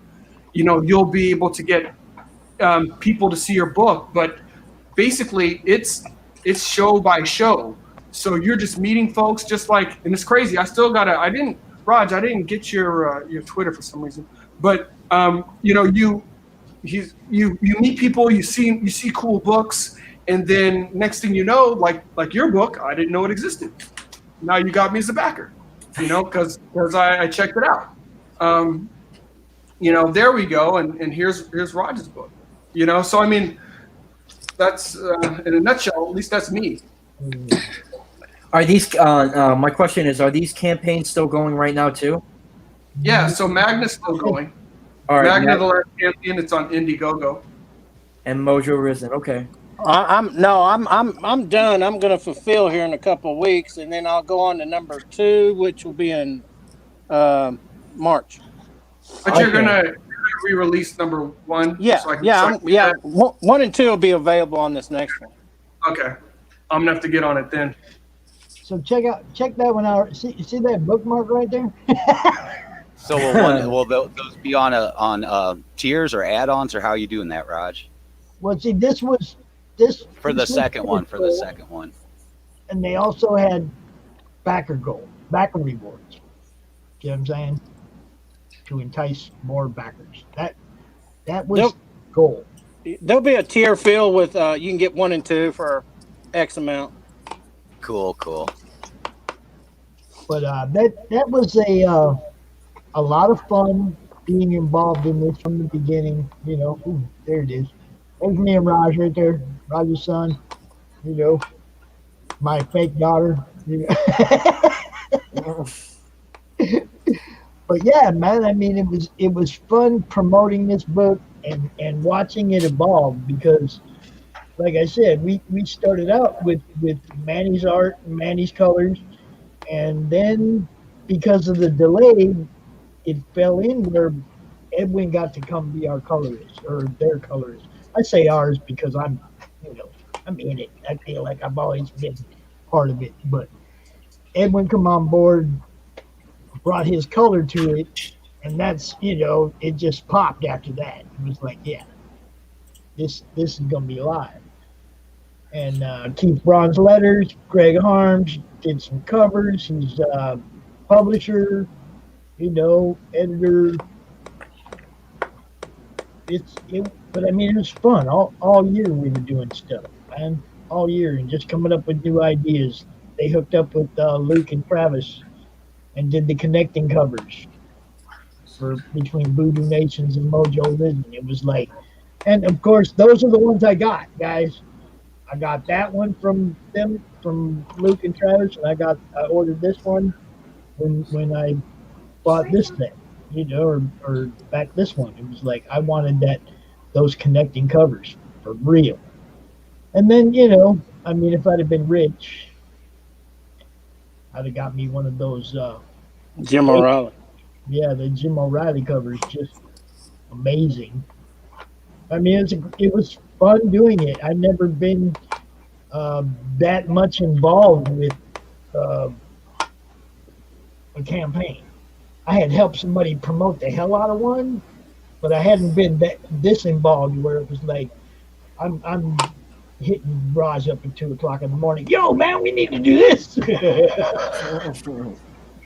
He's like, who are we? Who's we? What the hell? It's 2 a.m, Pops. Yeah.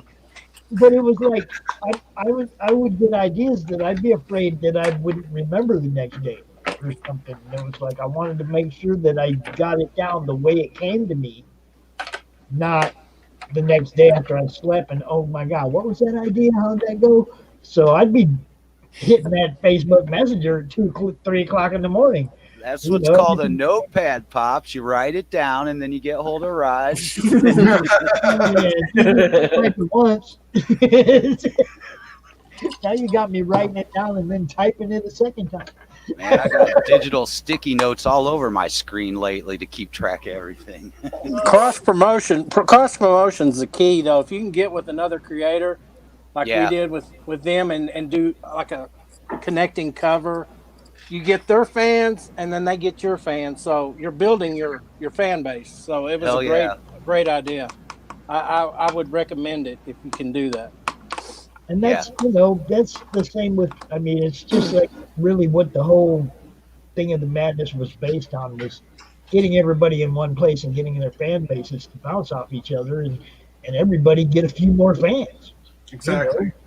I mean, that was how it started. CromCon, all that all came because of COVID. But I mean, really, the whole thing was just a place where everybody could see what everybody else was doing. Yeah. You know? It just didn't seem like there. I mean, I'm sure now I see that there were plenty of places like that, but a lot of them don't let you promote. At first, wasn't it kind of like a collector's group or something? Yeah, I mean, a lot of them don't let us promote and shit. And it was like, man, I want you guys to be able to show what you're doing. I wanted somewhere where indie people could show off their stuff, man.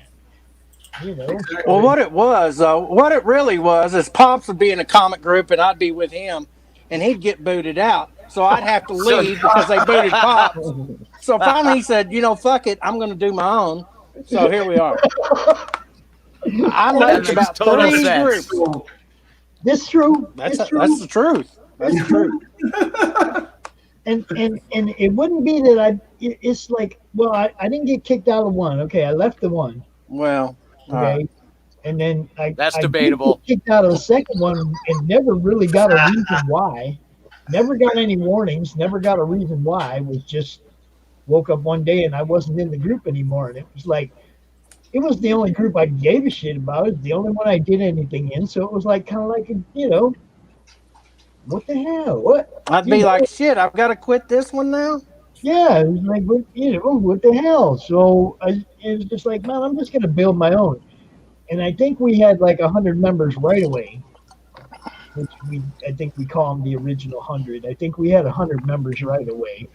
And we were like trying to grow it until we started doing, like more promoting and stuff. And then it was like, yeah, we need more people to see what everybody's doing. And then we started to try to grow it. But at the same time, we don't just hit the accept button for anybody. They got to be comic fans. Yeah. Or, why bother? We're not just trying to pad the numbers. We want them to be people that actually care about what you guys are doing. So, yeah. You're a creator or you're a comic fan if you're in the madness. There's no doubt. And ultimately, we just want to make sure we're sharing everybody's stuff. And that's actually the reason why I asked you on Twitter, not just so I could follow you, but when I was sending the tweet that I had backed your book, I tagged you on it so that, the people that follow me, they can click to you now instead of just saying, so because people like projects, but they want to see creators too. Mm-hmm. They want to get connected to the creators. Yeah, that's a good point. They need to know who you are. You can't be in the shadows and put out a book. They got to get on your vibe, man. And then if they dig you, they're gonna follow you forever.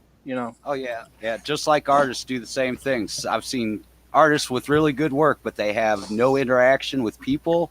They don't get on social media. It's like nobody can see your work if you're not getting out there, man. Yep. Yeah. But you got a great looking book, Zackary. I like it. Thank you.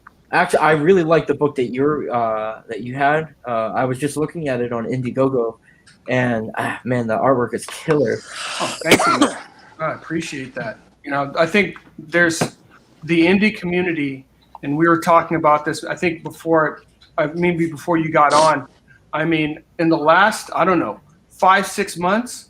The work has always been good, but people have leveled up like nobody's business. Oh yeah. There are so many, and to me, I think that's a good thing. Like I don't like as somebody that's making books, I don't think that now someone's not going to get my book. I think what that does is it legitimizes indie books. People are like, you know what? I'm willing to try something because there's so much good stuff out there. My main thing for folks is just fulfill.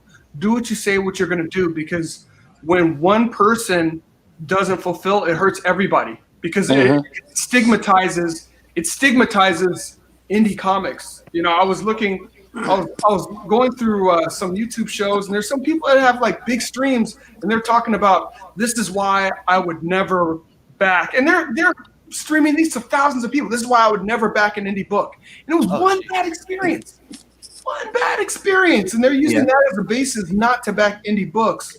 Yep. When I backed a lot, really in the last year, a lot of indie books, and people are delivering. People are delivering. No, honestly, like when being a Cupid School student, one of the I was sitting in class and I would always like think about like obviously we're not going to get jobs on the way out. Like it's like big companies like Dark Horse and Marvel and stuff like that, and the big places that I was thinking of was Webtoons and Kickstarter, Indigo. Those are the best sources for artists who are trying to break in.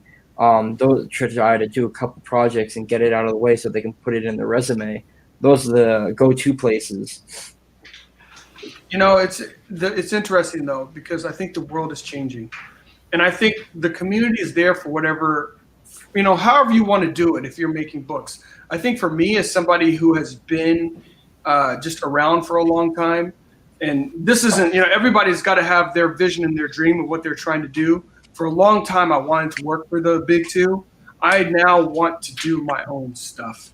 And I really see that there is now a real path, because before there wasn't. The way distribution was set up, the way the market was controlled, and getting books into comic book shops. And that's no fault of the comic book shop owners. That wasn't that. That was set up by the monopoly that is distribution. That was set up by the big two that really kept folks out.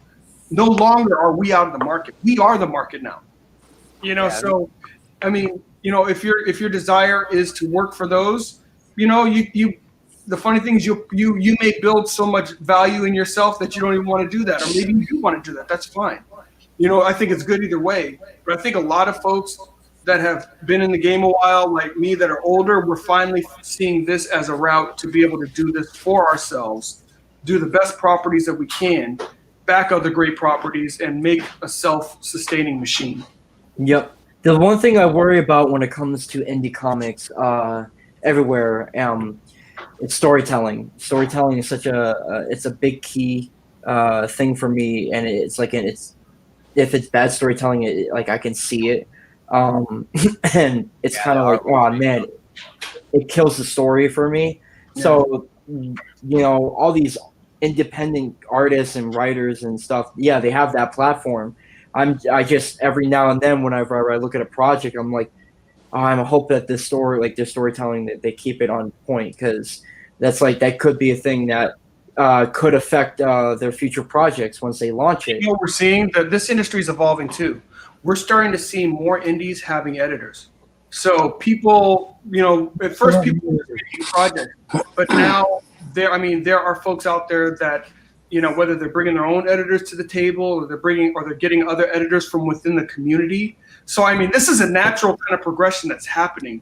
So now people are realizing, like, okay, I don't want an editor that's going to stifle activity. That's not what I want. I don't want that editor. I want an editor that's going to make sure that, serves the story. Exactly. And so we are seeing that now, Zackary. That is happening now. Is everybody doing it? No. But it's happening. And the great thing now is you can also look in team credits. You can see people have editors. People have different elements. I want to throw a little suggestion at you guys too, because you guys are doing Kickstarters, okay? And when you're going to the printer, I have a suggestion. Print a few extra books. Promo them. Give them away to the big, giant internet store. The big ones, okay? Send them your book. Send them a signed copy of your book. A lot of these people are really scared of the crowdfunding. They don't know if you're gonna fulfill. They don't know if they're gonna get their 15, 20 books, whatever they order. You know what I mean? A lot of retailers are scared of the crowdfunding. Send them one of your books. Let them look at your book. Let them see the quality of your book. Especially if it's your first run. Otherwise, they can see if you have a good track record of drop. And then when you drop book 2, let them know you dropped book 2. They might want to get some of book 1 and book 2 of that second run of book 1 and some of book 2, because they liked that book. Don't be afraid to show the big guys that distribute comics your product. Do not be afraid to do that. Send them a copy of your book. Sign it. to you guys, to the store owner, whatever, fucking. If anything, you can at least send them a digital PDF. Well, I mean, that's okay. I mean, that's what you can do for like every retailer. I'm talking about those big guys. Yeah. Those big guys that sell comic books. Send them your book so they can see the quality of your freaking book. Then they might not be afraid to order some. You see what I'm saying? It's like right now they're shy of the crowdfunding. They don't know if they're going to get their book or not. They don't know. We need to instill confidence in them, or the confidence in the whole market to get them to get your books on their shelves. They're hurting right now too. DC just killed 3/4 of their fucking runs. I mean, I know for a fact my LCS had a whole bunch of DC books on those shelves. Now they got like 32 titles. There's a whole bunch of empty space. They need the confidence in what you guys are doing. Know they're going to get, their 10, 15 books, whatever they order, in good condition so they can put them on the shelf. But they don't know that if they've never seen the product. Yeah, I still have a lot of researching to do because entering the Kickstarter route and just paying attention to all these different things. It's all these solutions I got to think of and research and see how to tackle certain things for both storytelling and product movement, just to like have it thrive and push forward. You don't have to recreate the wheel. There's a whole community out here, man. People have been doing this for some years now, and that's one of the things that I learned when I did my first crowdfunding campaign. I went on this one guy's show, John Malin, and he broke my stuff all the way down. Broke it all down in a good way. Like, you got to listen. People know what they're doing. And we jump into it and we think that, man, I got to start from ground zero. He's like, no. He's like, dude, what are you doing here? Blah, blah, blah. I mean, there's so much, I would call it institutional knowledge in this community. And there are so many people that have no problem. If you send, asking for help, Travis Gibb, he will give you any kind of advice. William Samuel Quentin, he will give you any kind of advice. It's like there are some people in the industry that have no problem giving their experience, sharing their experience with the people that are just trying to get started. Yeah. Because you're doing multiple businesses. Printing is a business in and of itself. Fulfillment is a business in and of itself. Right now you're thinking about the comic book creation, which is a business in and of itself. There's multiple businesses that you're doing to get this book into people's hands. And there's a lot of people that have done this.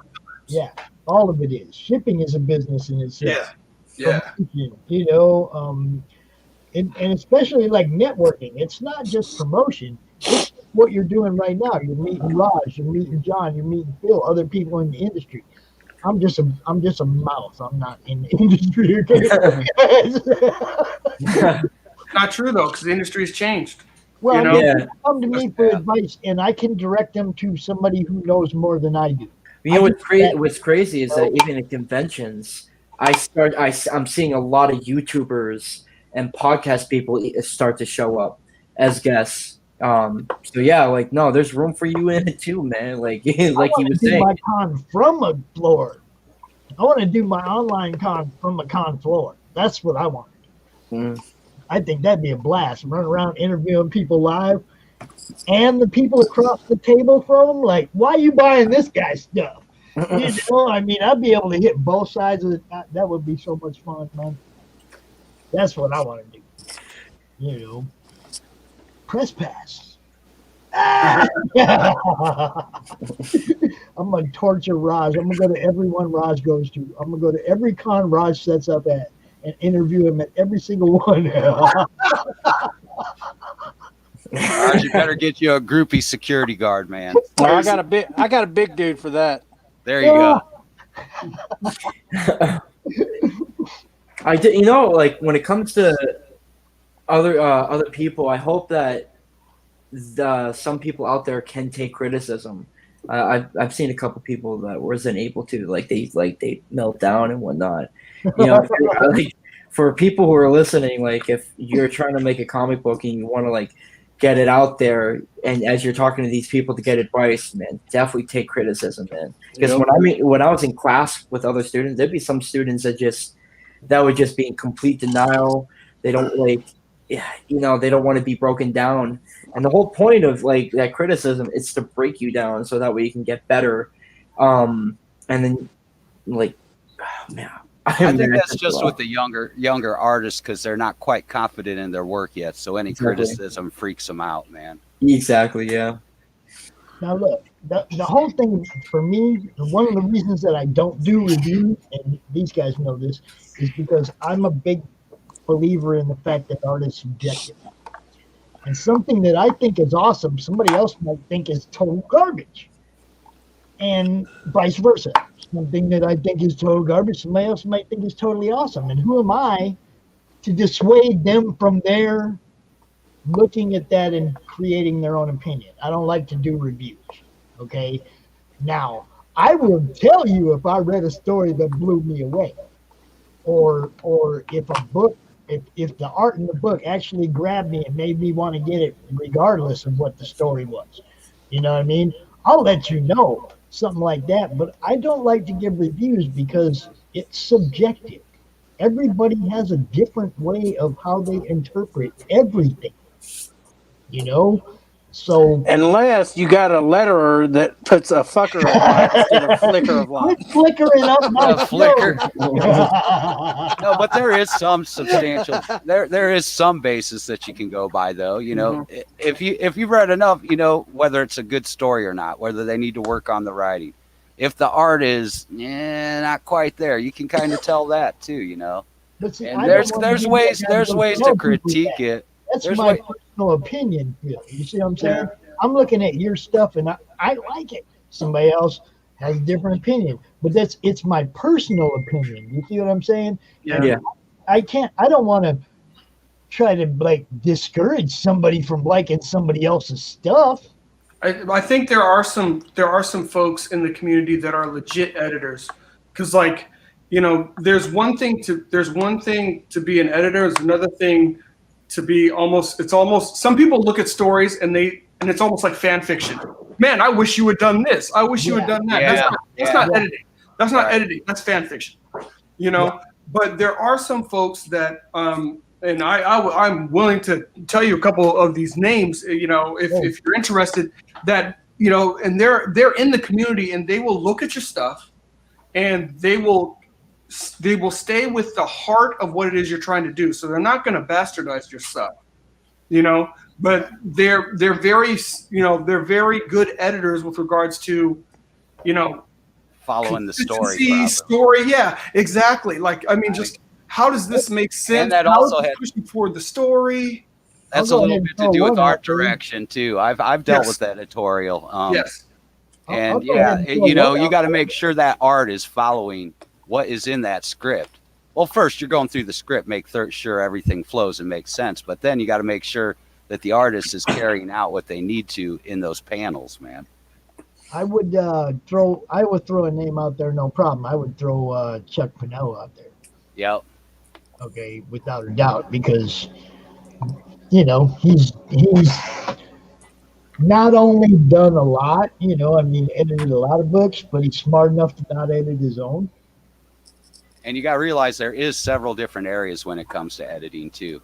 Oh yeah, it's you know, one's like art direction, AD work. One's proofreading. You know, one's an overall editor to keep an eye on everything. So I know that I've been preaching a lot for the last couple months about editors because of when I had my power. I guess it was like last month when the power went out during CromCon. I think that was when I read a book and went, God, I'm a fucking editor. And I kind of like got on a little spiel for about a week about y'all need to make sure you're paying editor. But yeah, Zackary, I mean, the things you're talking about, they're real. I mean, but the thing that's kind of cool is we're kind of, even though comic books have been around for a very long time, this is almost kind of a nascent new industry. You know, I mean, like, you know, these are legit indie creators that, while they aren't under, you know, they're not going to have a dark horse editing them, but they are going to get their book out there and their books are going to do well and they're going to build their fan bases. You know, so it's like it's almost like a whole new kind of ecosystem that's being built, and all these different elements that you're used to, or that you learned about in school. I mean, like when I worked at Motown, we had an editing group. We had all these different things. People are going to still get that, but there's people in our industry, in our community, who are experts at that. So you're going to get it in a different way, But yeah, there'll be people that probably won't implement some of those things, and maybe they'll come to do that in the future. But what you're saying is right. It's different because you don't have the guardrails that you do when you're working in a business. Yeah. Everybody is their own business, and everybody's figuring out how to run their own business the right way. One of the cool things for me personally, the way that I handle my character and the story, Voyage, I did it in a way where it can work wherever he's at. Like, let's say if somebody wanted to feature him in their comic, like he's malleable. He's like malleable. He could be thrown over there. If you wanted to be in a print run somewhere in a publisher company, he can be thrown over there, and it's still, to me, it's still canon, because at the end, he's an explorer and a traveler, an adventurer, and to me, like that, you can do all those kind of different things because in a way, it's all chronological orders because of how you didn't box him in as a character. He can be I like that. Now he has his origin story. Now that origin story is very strict, and I already have that written out, and I always planned that to be like a 6-issue miniseries, and that's just it to explain his origin and how he got exiled. And then my webtoons that I have up, I only have like 2 chapters. I got to do more. Well, see, that's how I'm doing mine. I'm going to do issue 1, 2, and 3, and then we're going to do the origin. We're going back. So yeah, I dig you. Yeah, and then was it the webtoons? It says the minute he got exiled, what did he do immediately right after that? And that webtoons it kicks right off from there. Yeah. So I place like certain segments like of his life like in different areas. I'm like, all right, I'll throw that there. So it gives it room to put him in anything that anybody's ever interested in, like having that character come to them for a second. That's cool. And even moreover, I think as we're used to when you get like a comic off the shelf, you're used to the origin story first and then it rolls into, but the difference is like those books are coming out on a monthly basis. It's like, I like what Rog is doing because like, I want to get a book and you got to give me meat. You got to get me into the story, show me what the character is doing, because, the thing that you don't want to do is give somebody a book that's nothing but intro and then say, see you in 6 to 12 months or 24 months for the next.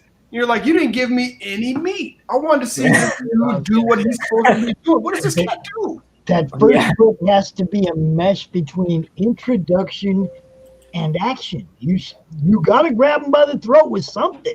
Yeah. If you want him to come back, you got to grab him. You got to get him with something. But at the same time, it is world building. It is introduction. But as you're introducing your main character and maybe the 1 or 2 most important side characters, you also got to introduce that antagonist. Yeah. And give people something. Where's this going? Black Tiger, when I did that just the usual, the usual way that you would expect with the origin story or whatever. Man, I ended up releasing that book in its entirety because I knew I couldn't give people an origin story without showing you the meat. So I ended up releasing a 172-page book. So, I mean, now what I'm doing is I'm getting you in the story. And then I'm going to reveal things to you as I go. So, like, Magna is 75 pages, but you get a lot of meat. Do you know everything about her? No, you don't. But if I wanted to do that, I was like, I don't want to have myself in a place where I have to give you, 100+ page book for you to get enough meat for the character. See, my first book, I think we were at 32 pages. This next one's going to be 50, somewhere around there. And then when Jim does that origin, it's going to be about 65. So Yep. Yep. And I did see he was back to work on that today. Yeah, we're giving him some space. He needed Yeah, a break, and I know. letting him And chill you and know, let him do his thing. anybody that lives where he lives, you got to give him a minute, man. You know, before I went to the school and I was writing the character, when I was writing Sonderon, I was always trying.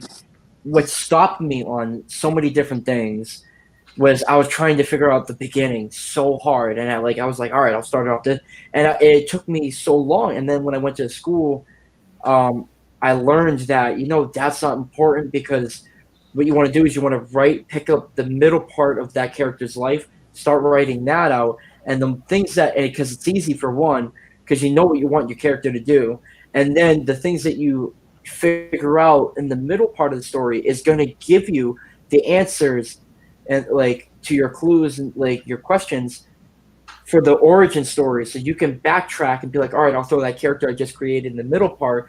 He's going to be the character that's going to be in the beginning as well. And it just, everything's easy once you start in the middle of a character story. I agree. Yep. And I mean, it's everybody's world building, but it starts with the character. We all know that. You don't say, I'm going to start my book in Utopia. Okay, we start with a character. We build a story around a character, or whatever. That's usually how this works, and everything falls into place from there. I know as a reader, I mean, just reading not necessarily comic books, but as a reader, you have to build a relationship between the reader and that main character, and you have to do that early. There has to be something about that main character that you show them early that makes them intrigued or curious or whatever about that person, so that they're turning the page. Because curiosity and what's next is why we turn the page. I mean, really, there are books that I've read 30, 40 pages and put them down because there was no reason to turn the page anymore. Now, comic books don't really happen. That I put them down because of editing and just bad story writing altogether.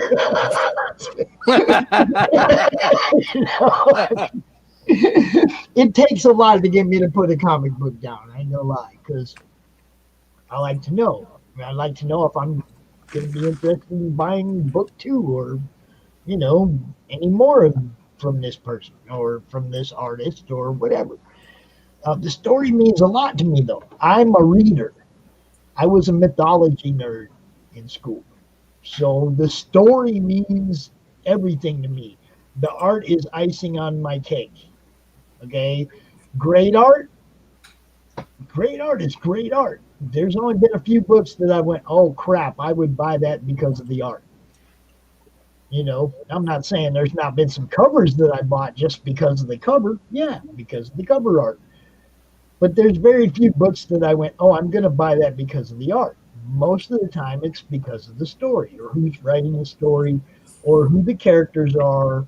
I mean, it's something that I have a relation to. I was not big on. I'm a big Walt Simonson fan. I love that Thor run.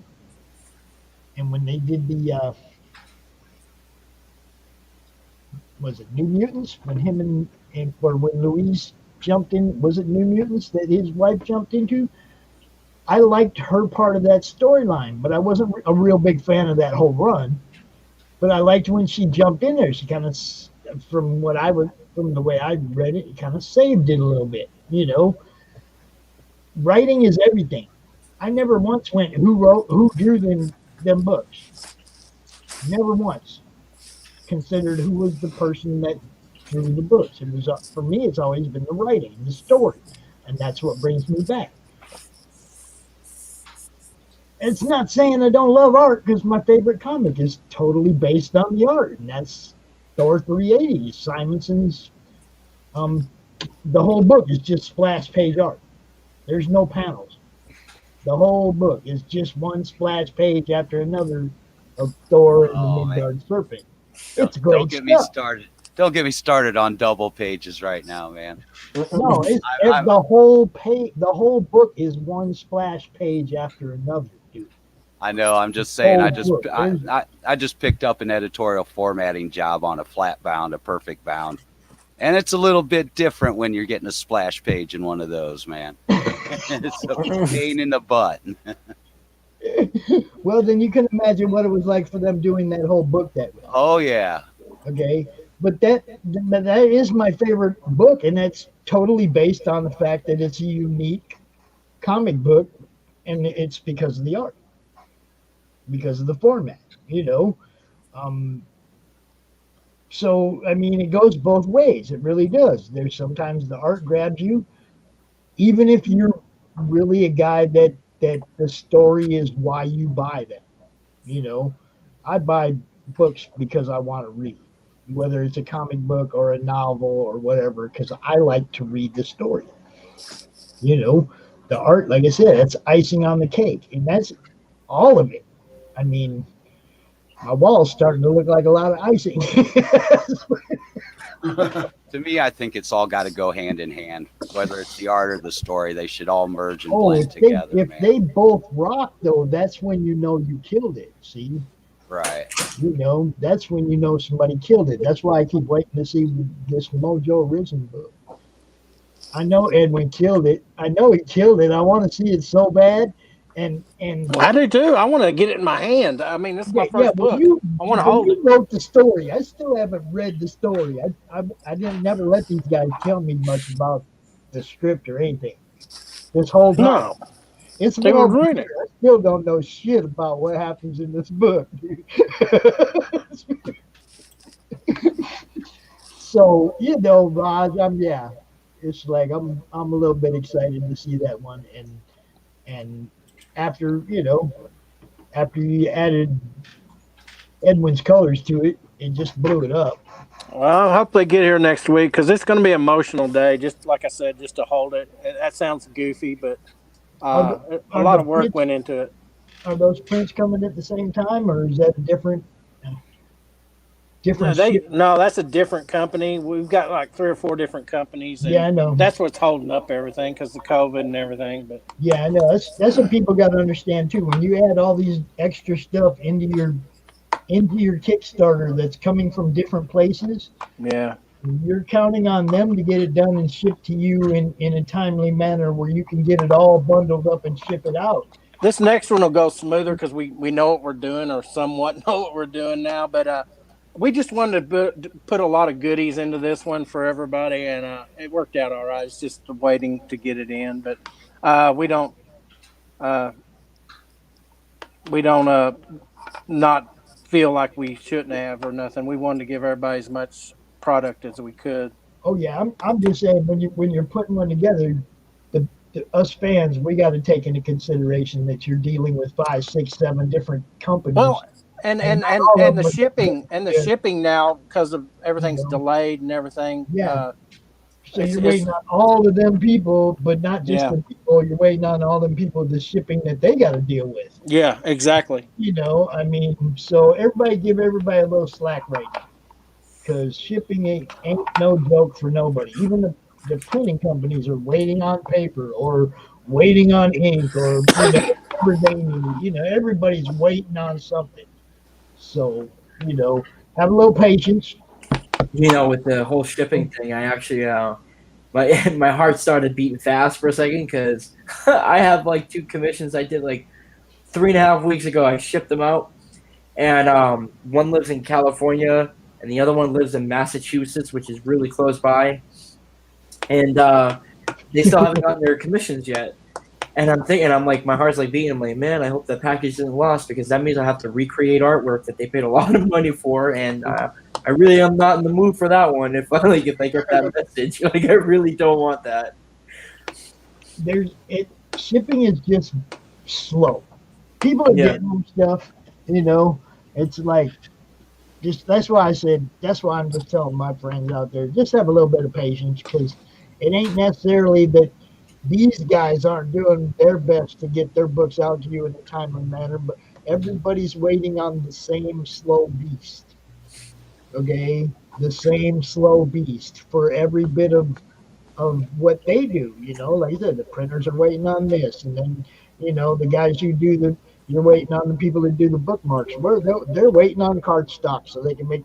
And then you get the tarot cards, and those people are waiting on cardstock or ink to do those. And what I mean? It's like everybody that you involved in the project is another person you might have to wait on. So us as fans, the way shipping is right now, we have to take that into consideration. If there was a lot of stretch goals and stuff in the project that you backed, you might wait a little longer to get it all together before it gets all together and gets to you. So have a little patience. Yeah, we had quite a lot of stretch goals. That's the issue on that. But I mean, like I said, we wanted to give the fans their money's worth, and I think we did that. Well, I guarantee you that the 125th backer reward, he got his backer reward already. That's awesome. I hope I get that problem, man. Like after the 13 days, and I hope this thing gets kickstarted, because I really would like to have that problem. Like, oh my god, now I have to ship all this stuff that's at my apartment right now. Yeah. I would rather deal with that problem, be happy with that, than just be like, damn, it failed. Like, oh man, that would suck. Well, Zackary, I was lucky on this first one because I funded like in 48 minutes, and I couldn't believe we did it. But then I got to relax, and then have fun with it. And if I was in another scenario, I'd have probably been batshit crazy. But yeah, more than I am now. But I was fortunate. Like you said, we talked about it for months. And right when they were ready to go to print with it, right when they were ready to launch it, that's when COVID slapped everybody down. But they didn't just sit on it. They added pages. They got their colorist that they wanted to originally have involved in it. It freed up time for him, got him involved. They improved the book. And that probably also helped more views because everybody's at home and they're like, what's cool to see? Oh man, there's an awesome book. We talked about it for months, and everybody got to see the improvements that were going. As time went on, it's like the art was, when they added the color, it was like, oh shit, and everybody got to see this progression through those months we were talking about it. So when it was time to launch, it was like we had, a good crowd that was ready to jump on it as soon as it launched. Then we got Mr. Polito. Yeah. Go. You can tell it. You can. I don't.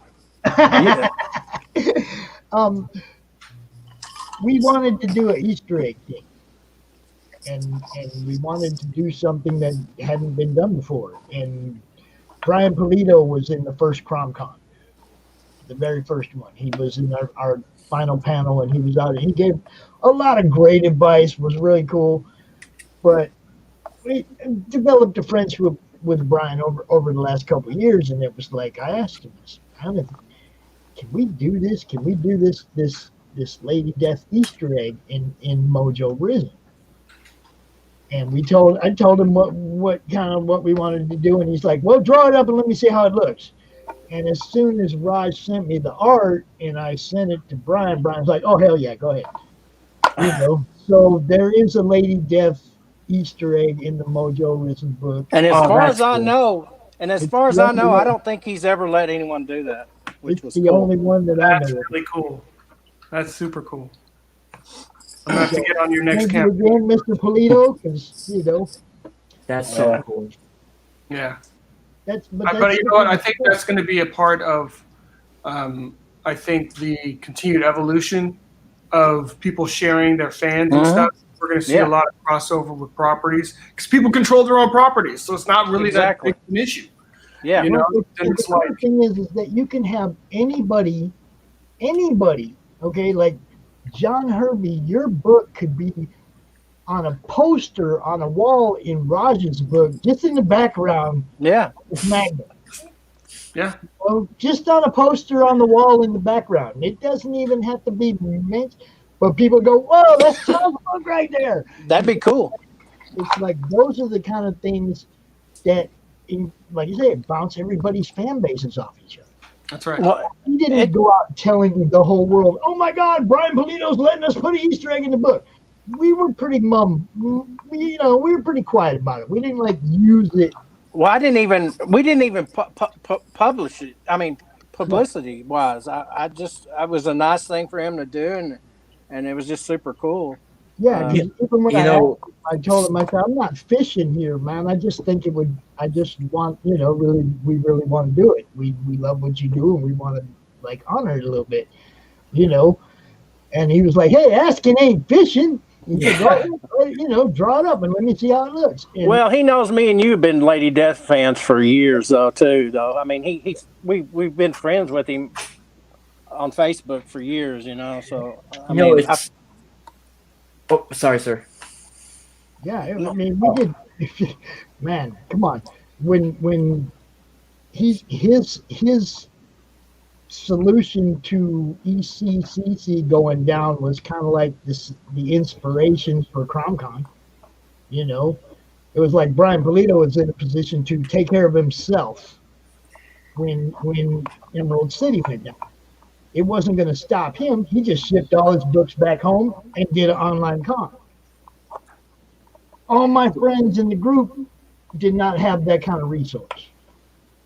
And that's how CromCon was born. With things like what you just said, Raj, when it came to, and you too, Pops, is that when you have like big time artists like Brian Polito, with characters like Lady Death, those people who have those characters, and you get something, they give you permission to do something like that. You're right. You really don't want to like spread that out because to you that it's a big deal to you, and that's more exactly. A personal moment. Like when I was putting together the anthology comic, oh my God, man! I was constantly talking about it when I was in school, working on the pages with, like, and editing the whole book, like trying to keep the other like people on track. I just happened to pass Adam Kubert in the hallway during the summertime. And he's like, "Oh, hey, how's the book that you're putting together?" And we just like chit chatting, and I was like, "Yeah, like these guys are all my family, like, and I just like it's a big deal, and I need this book." And he just like, "Well, is there anything you want me to do for the book?" And I just kept stuttering. I didn't know what to say. And I'm like, he's like, "Think about it over the weekend and come back, and then tell me what you want." So I thought about it over the weekend. I was calling everybody up of like, and they're like, "No, you're lying." I was like, "No, I'm being serious." So Monday rolls around. I go in his office at the school. He's like, "So, you know what you want?" I was like, "I had a couple ideas. I just didn't know what your whole schedule is like." He's like, "Shoot it at me." I was like, "Would you pin up piece vignette of my character?" He's like, "Sold. All right, you got it." And he did it. He did my character. He just like. A month went by because he's very busy. He's always working on Wolverine and Spider-Man, Spectacular Spider-Man, and all that stuff. He just like he threw it at me one day after a barbecue that we had at the school. He's like, "Hey, I come in the office. I got something to show you." He just pulls this whole thing, and it was beautiful. My heart stopped. I was like, "Man, it's amazing." And then come to find out. All the instructors, they were just looking at me like, "Dude, what you got right there, man, it's Adam he's never drawn a picture for students since like, I think 1995 or something like that from what they were saying, because a student at the time, they asked Adam to draw a picture and they went ahead and flipped it on eBay not that long after, and he just never did a picture for anybody. And then many, many years later, now, here he is drawing a free image of my character, OC, and he just gives it to put into the book. That's a big deal. To me, that was very monumental. Hell yeah. Yeah, that's a big deal. Well, you got to respect that. Yeah. Well, to piggyback that, if I would have promoted, let's just say, all over Facebook, showing just that one image, and let's just say I got $10,000 out of it, it wouldn't have meant as much to me because it wouldn't have been me and my team because it'd been him getting all that. So that was the other reason too, not to, because I wanted to do it on my own merit, you know. Yeah, and we didn't. I didn't want Brian to think we were just trying to get him Or to do that, as a selling or point. that, using him for sales too. Yeah, that It's wasn't like, going it to happen. wasn't a selling point. That No. wasn't why we asked. It was because we love what he does, and we Yep. wanted to honor what he does in our book. And you know, dude, come on, man. I get goosebumps just talking about it, man. Because you know what I mean. It was like he said yes, and it was like he didn't have to say yes. Who the hell am I? But there you go, Pops. Back to what you said earlier. Ask. Yeah, that's all. you got that. That's it. And it's the same way with the guys over there at Token Dead. You know, it was like I want to be part of what they're doing. Yeah, I ain't afraid to ask. I love them dudes. I want Jimmy to be on my show. Yeah, I ain't afraid to ask. That's how it came up with Cannibal Campers. They hit up Tim Vigil, and so Tim Vigil made you a piece for Cannibal Campers, man. There you go. I just made a mistake saying that he was an artist. No, he's a writer. What am I talking about? That clicked on me. I was like, what? No. I caught myself in my mistake. Yeah, he's I'm so sorry. That's okay, Bo, because you got some awesome artists all over the place. Yeah.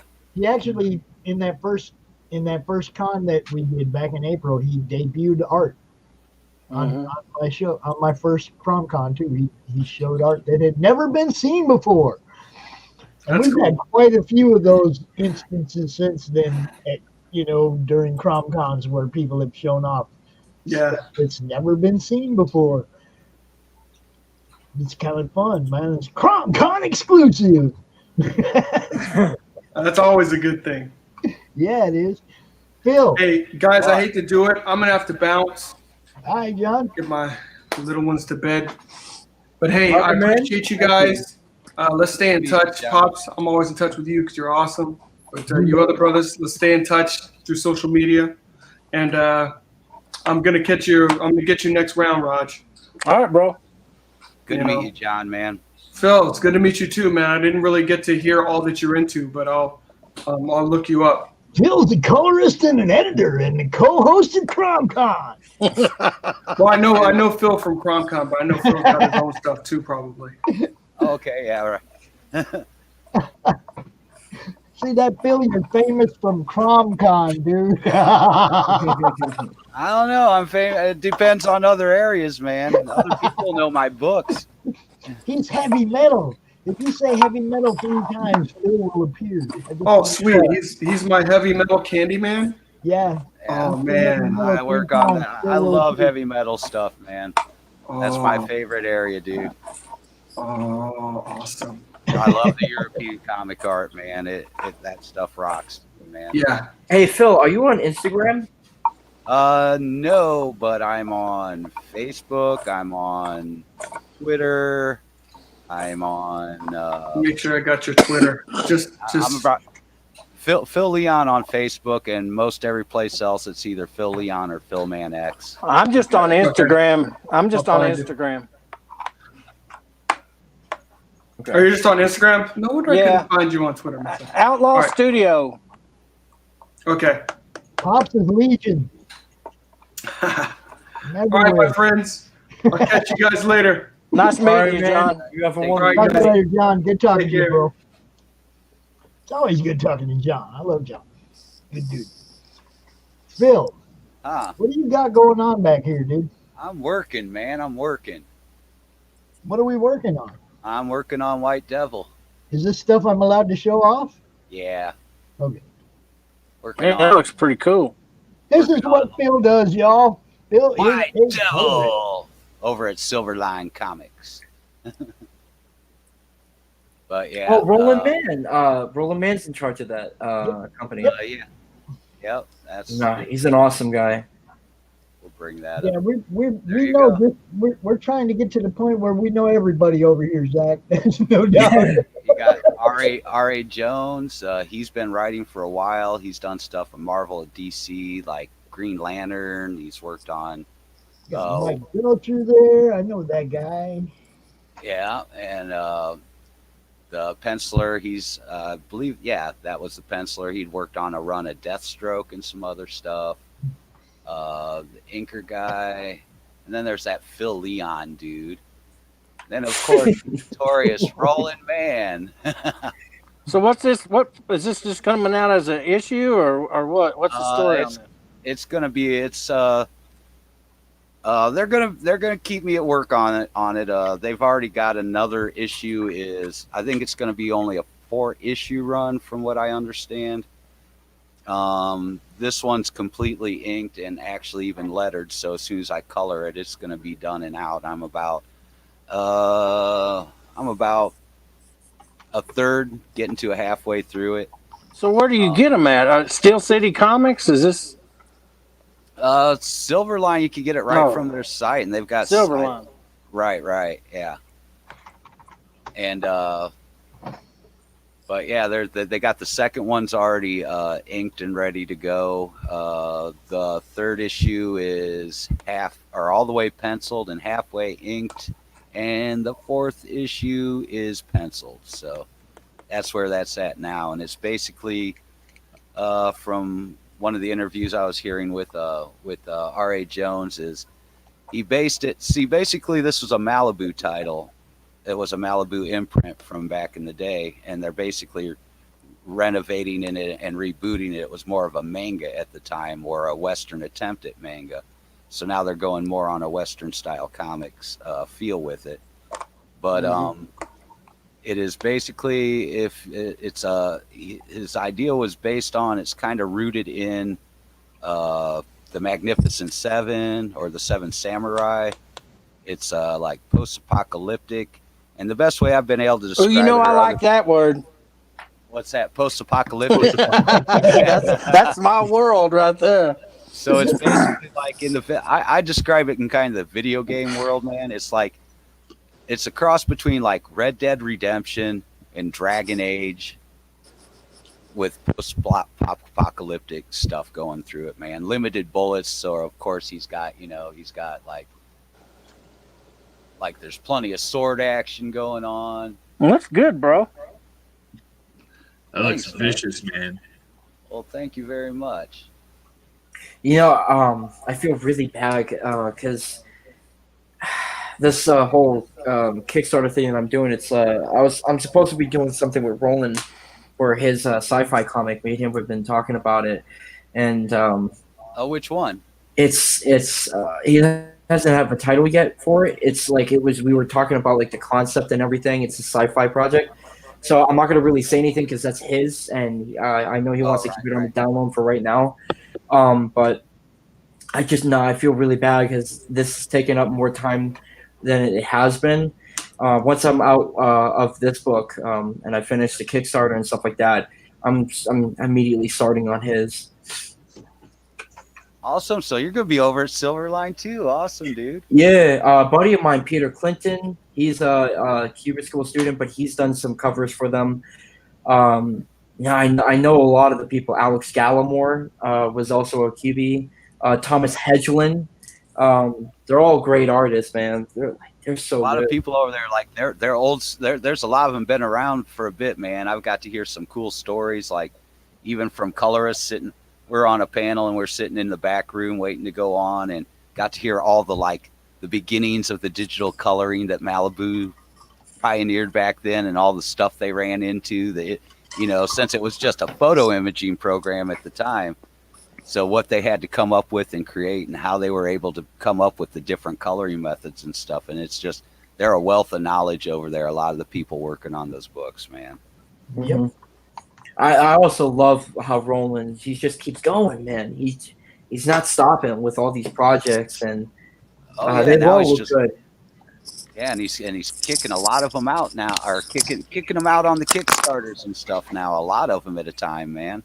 Mm-hmm. Like this one I'm able to show a little bit of. I'm helping build interest with it, because as soon as I'm done finished with the coloring, it's going straight to crowdfunding. So he already said that I could, drip little bits here and there. So that's what I've been doing. And more than likely, if I can keep a good schedule going, you're probably going to see this one sometime next month. Yep. I Gotcha. can't say exactly when, but sometime next month or very close to that. Nice. That's awesome, man. Well, thank you. And this is what we do. Welcome back, Mr. Oden.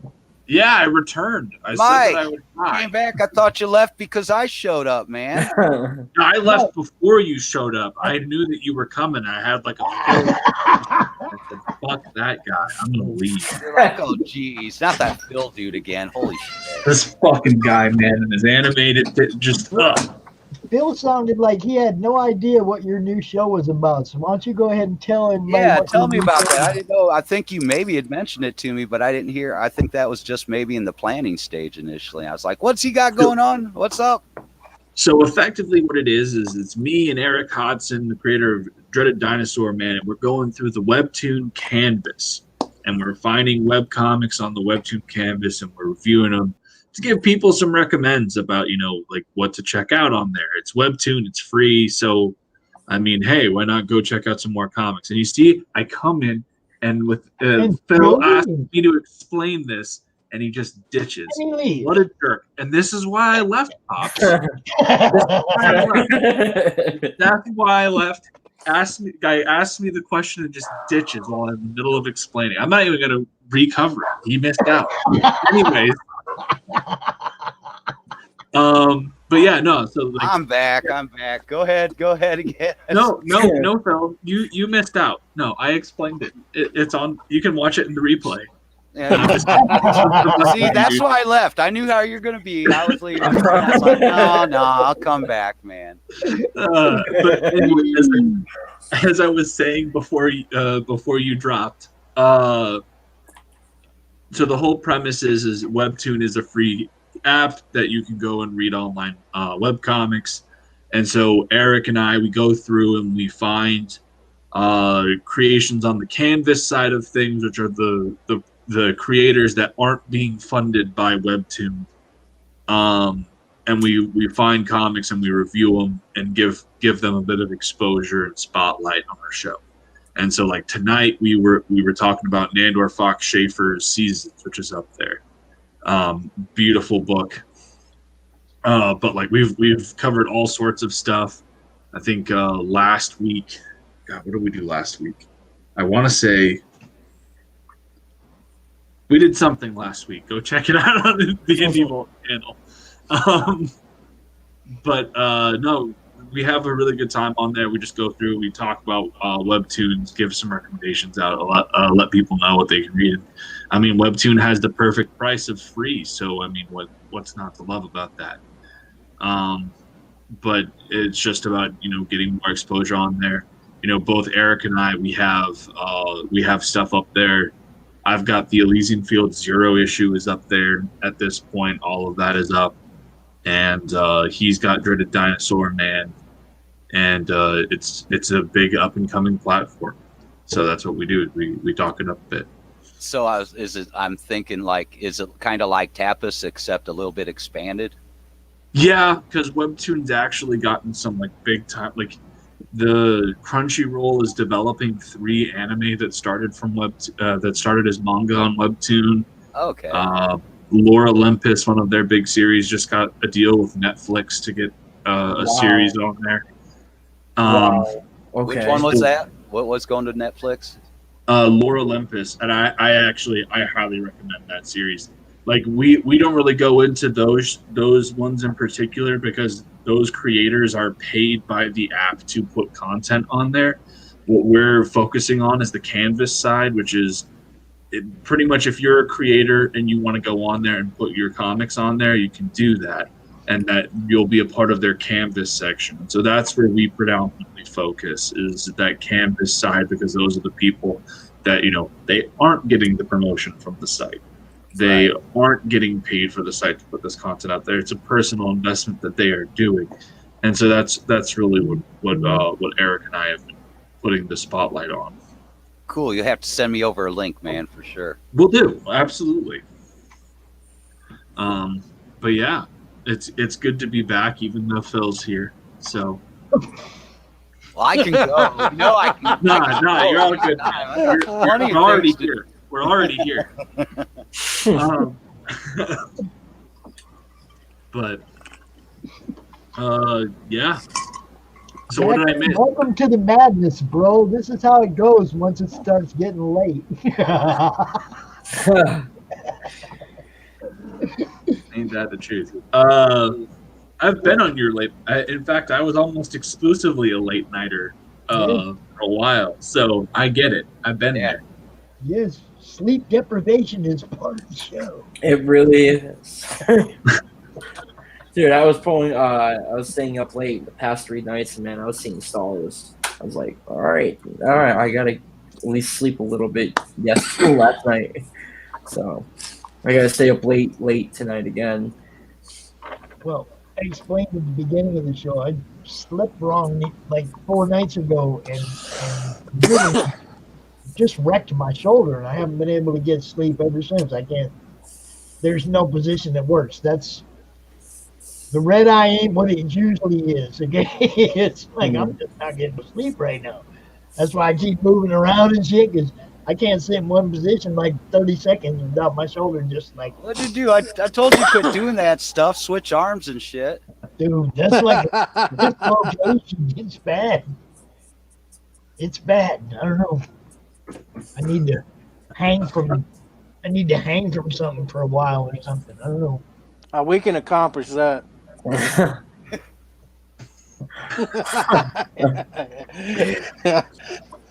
So I thrown off of YouTube talking about nooses and shit.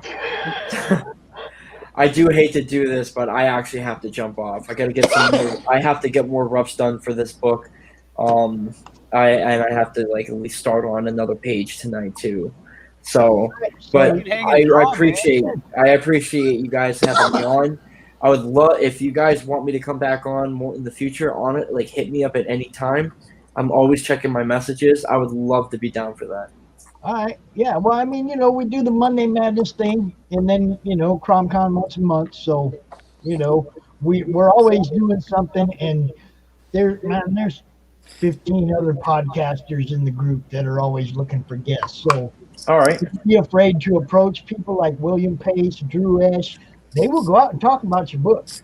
William Pace certainly will.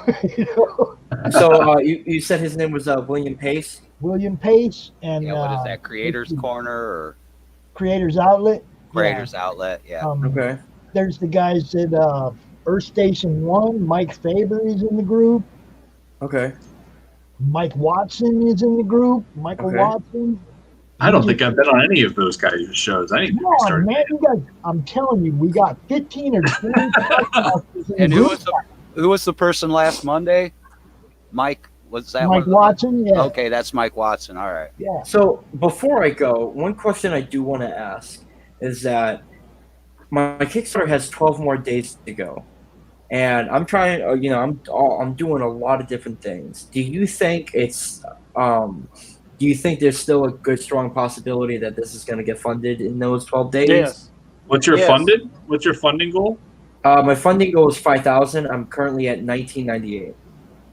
Get on a lot of shows. I was going to say that is a bit tight, but you can do it. You just need to be on promotion. You need to be doing it. So William Pace, Mike Faber, Mike Watson. Am I missing anybody else? Oh man, there's just so many. Drew Esch, Shay from Red Valkyrie, hit them up. Valkyrie, there are so many, man. If you make a post in the group in the Madness and say you're looking to be on people's shows, they'll swarm you. You'll be on people's shows. So you don't mind if I do that the minute I get off? I'll make a post on the thing. The Madness is for. Thank you, man. And promotion. Post your book twice a day. Drop a link once in the morning. Drop the link once in the evening. And groups too. If they don't see it, they can't buy it, bro. If you got groups that are related to what your genre of your book, even if it's not comics related, but if the genre is related, post up on those too. Yeah. Okay. Pops, what about Variant? Oh yeah, Indie Volt. Indie Volt. Rob, I don't know that Variant guy. That Variant guy. Rob Anderson. Rob Anderson does a lot of promotion too. Yeah, no. We'll make sure Rob those Anderson. guys are solid. We'll make sure Rob Anderson sees it. It'll get featured on his show, even if you don't know it. He'll pick it up out of the group. Oh yeah, if you post it up there, they'll grab it up. They did that with Rich's book with Incantessi. It just showed up. It's like, hey, Rich, they got you over on Rob's show. Man, if you post it in our group, Rob will pick it up and show and put it on his show.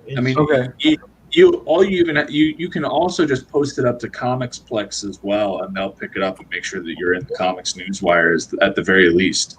What's the comics? The Comixplex, Comixplex. Okay. What's happened, Zackary, is you caught the dead end. It goes quick, and then it goes in a dead spin. Now you're at the bottom, and you should be picking up some. Yeah, well, the thing is, when I launched it on the 1st, I only made it was only $600, something like that, and it was slow. It was very slow, and I tried. I want to throw a little word of advice at you. You're at 69 backers right now. Yeah. Throw a piece of original art into somebody's random package at 75. Do something else at 100 backers. Yeah, throw a couple stretch goal things. Backers. You want backers. You want people, right? Yeah. So you're 6 people away from 75 right now, right? Mm-hmm. You tell everybody, look, when we get to 75 backers, I'm going to take this piece of original art and I'm going to stick it in somebody's random package. Oh, okay, okay. That's a good idea. You don't know who, it's just going to be in somebody's, randomly placed in somebody's backer kit. And now you got 6 people going, oh, I like original art. I might back it for a chance to win that. You see what I'm saying? Yeah. Or you could even add in like multiple prints too, like take a piece and make multiple prints and say we get up to this mark, then everybody's going to get this. Yeah. See, this is what I'm saying. Not just stretch goals. It's not about money. It's about backers. Backers. It's about backers. You want to entice more people to back your book. That's what you want to do. So not just stretch goals where you reach a certain.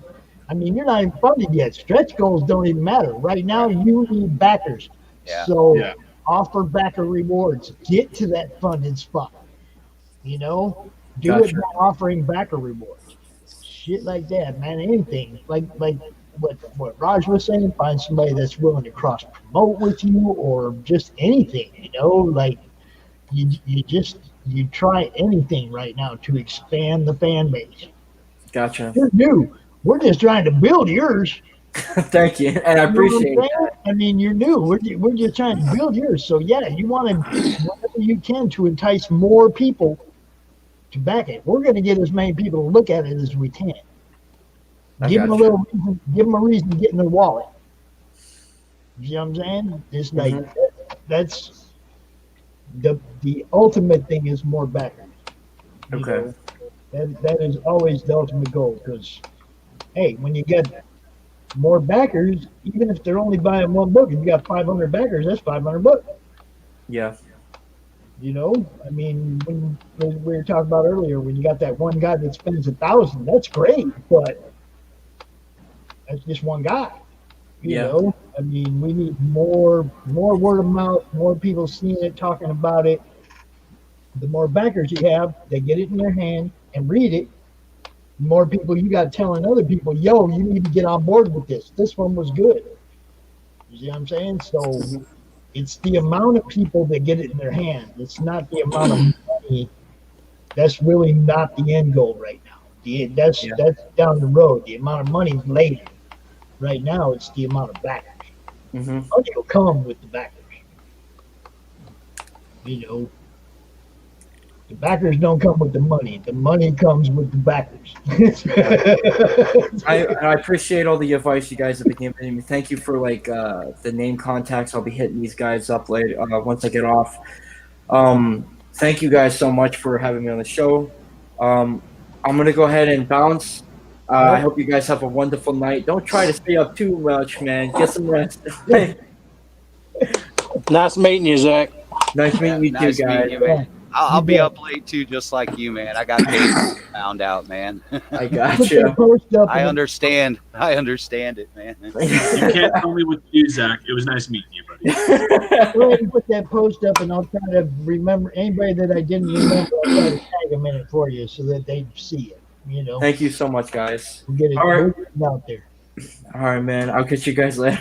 Later, bro. Peace. Peace.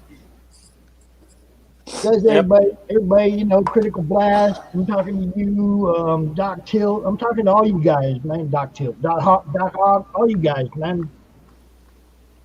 Zach left. Zach left me, and now I'm left hanging with you guys. Oh no.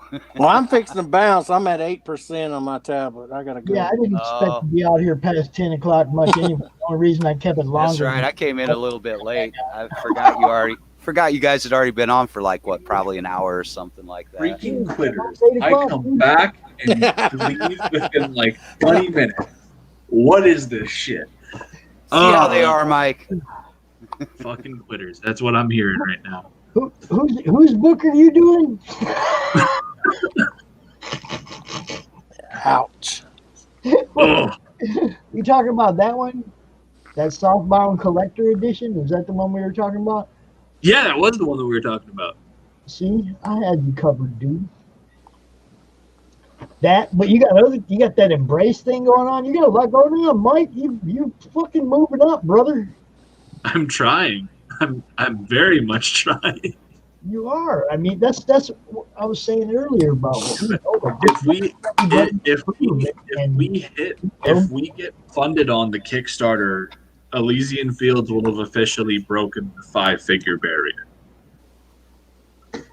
because we hit 8,000. We were just over 8,000 on Pyramid Gambit, and then when you our funding goal on the Kickstarter is 2,500. So if we hit the 2,500, we will be over 10K on Elysian Fields, which is huge. Yeah. So like that's the goal is to bring us over the 5-figure barrier, because like we should be there.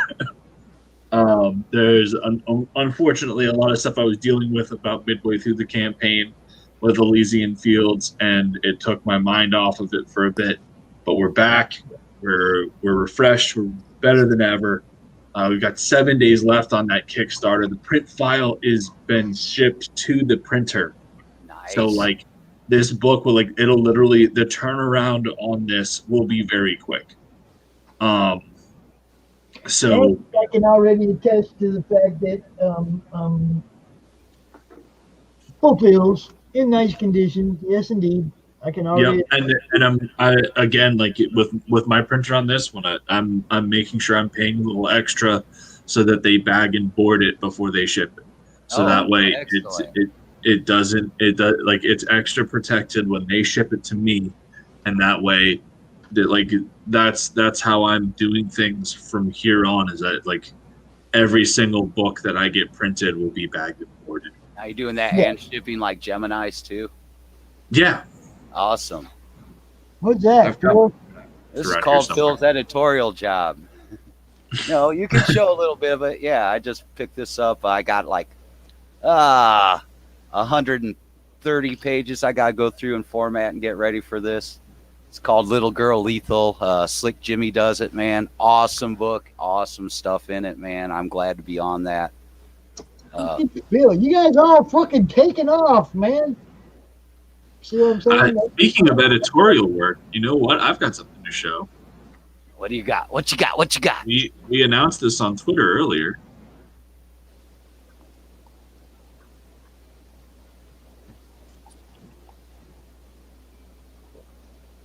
Oh, the Embrace book, yeah. So we've got the Embraces partnered with Perfect 10. I'm not sure if anyone here checked that out. A phenomenal book. Dave Brink of Genuine Comics. So we have a collaborative campaign.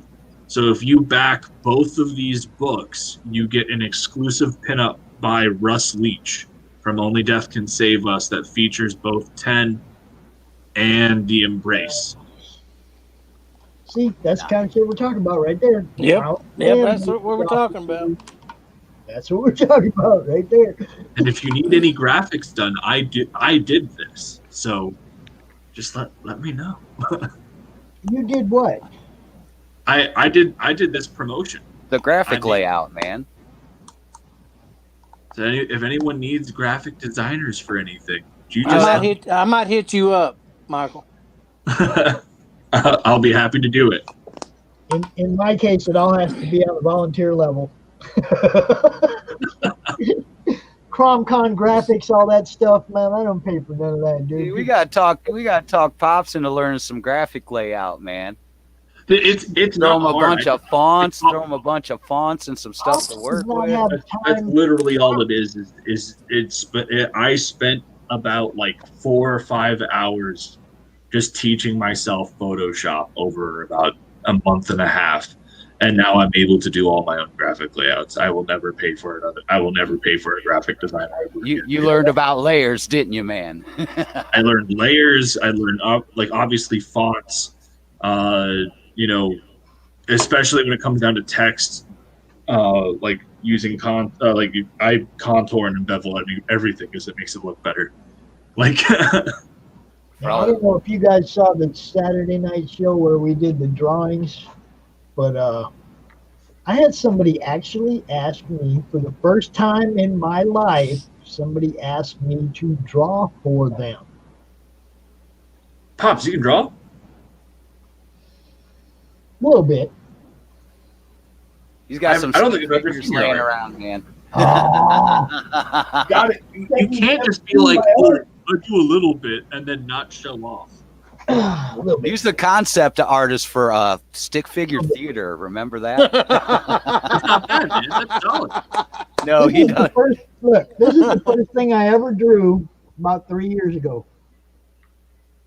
Nice. That's not bad, man. And I've only drawn like 6 drawings, but a friend, said he wants me to draw him an Ace Frehley. Oh, get out of here. Don't you? Oh, my God. Dude, I'm going to draw Ace, man. He's like my favorite guitarist of all time. I'm just going to do a headshot because I don't want to. You in Frehley's Comets? Yes. I saw them a couple times. Oh, yeah. Ace is the shit, dude. Kiss ain't shit without Ace. That's right. Ace is the shit. I've been doing these little sketch cards for people that backed multiple tiers of Elysian Fields on Indiegogo, and they're turning out pretty good. That's badass, dude. Yeah. We gotta get back to your Elysian Fields pinup, man. Dude, I know. I've been so bogged down with all sorts of crap. Oh man. I know how that goes, brother, man. I know how that goes.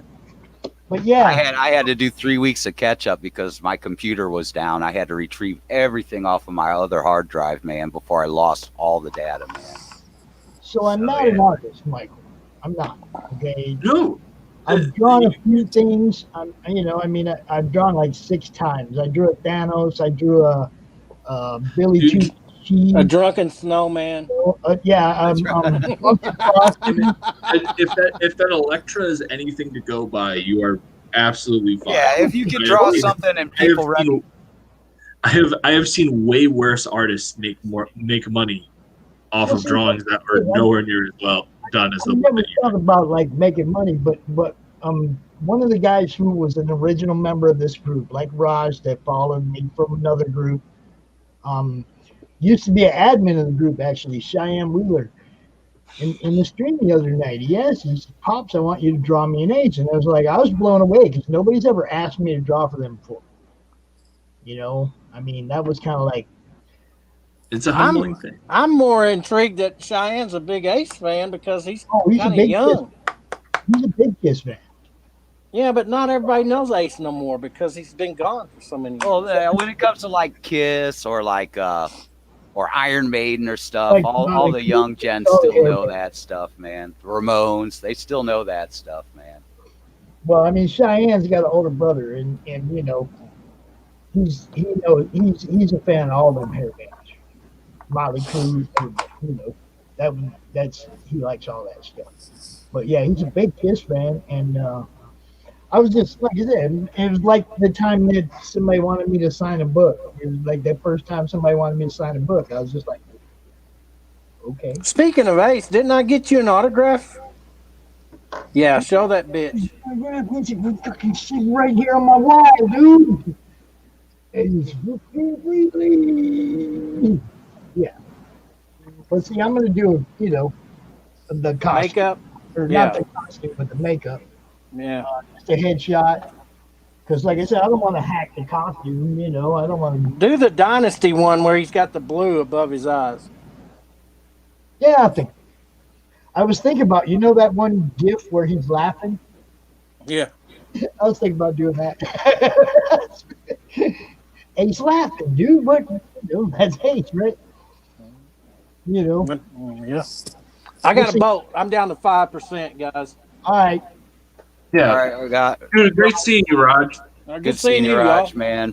Peace out. Peace, man. All right, Michael. You have the floor, dude. Wait, what happened? You have the floor. I have the floor. Well, then I think we should probably pull up my Kickstarter. Hmm. Because I don't think we got to do that earlier. I know I shared some cool stuff, but I don't think we got a chance to take a look at the Elysian Fields campaign. I don't know why that took me so long to get out. I don't know if you want me to pull it up or if you want to give me a scene. I'm sending you the link.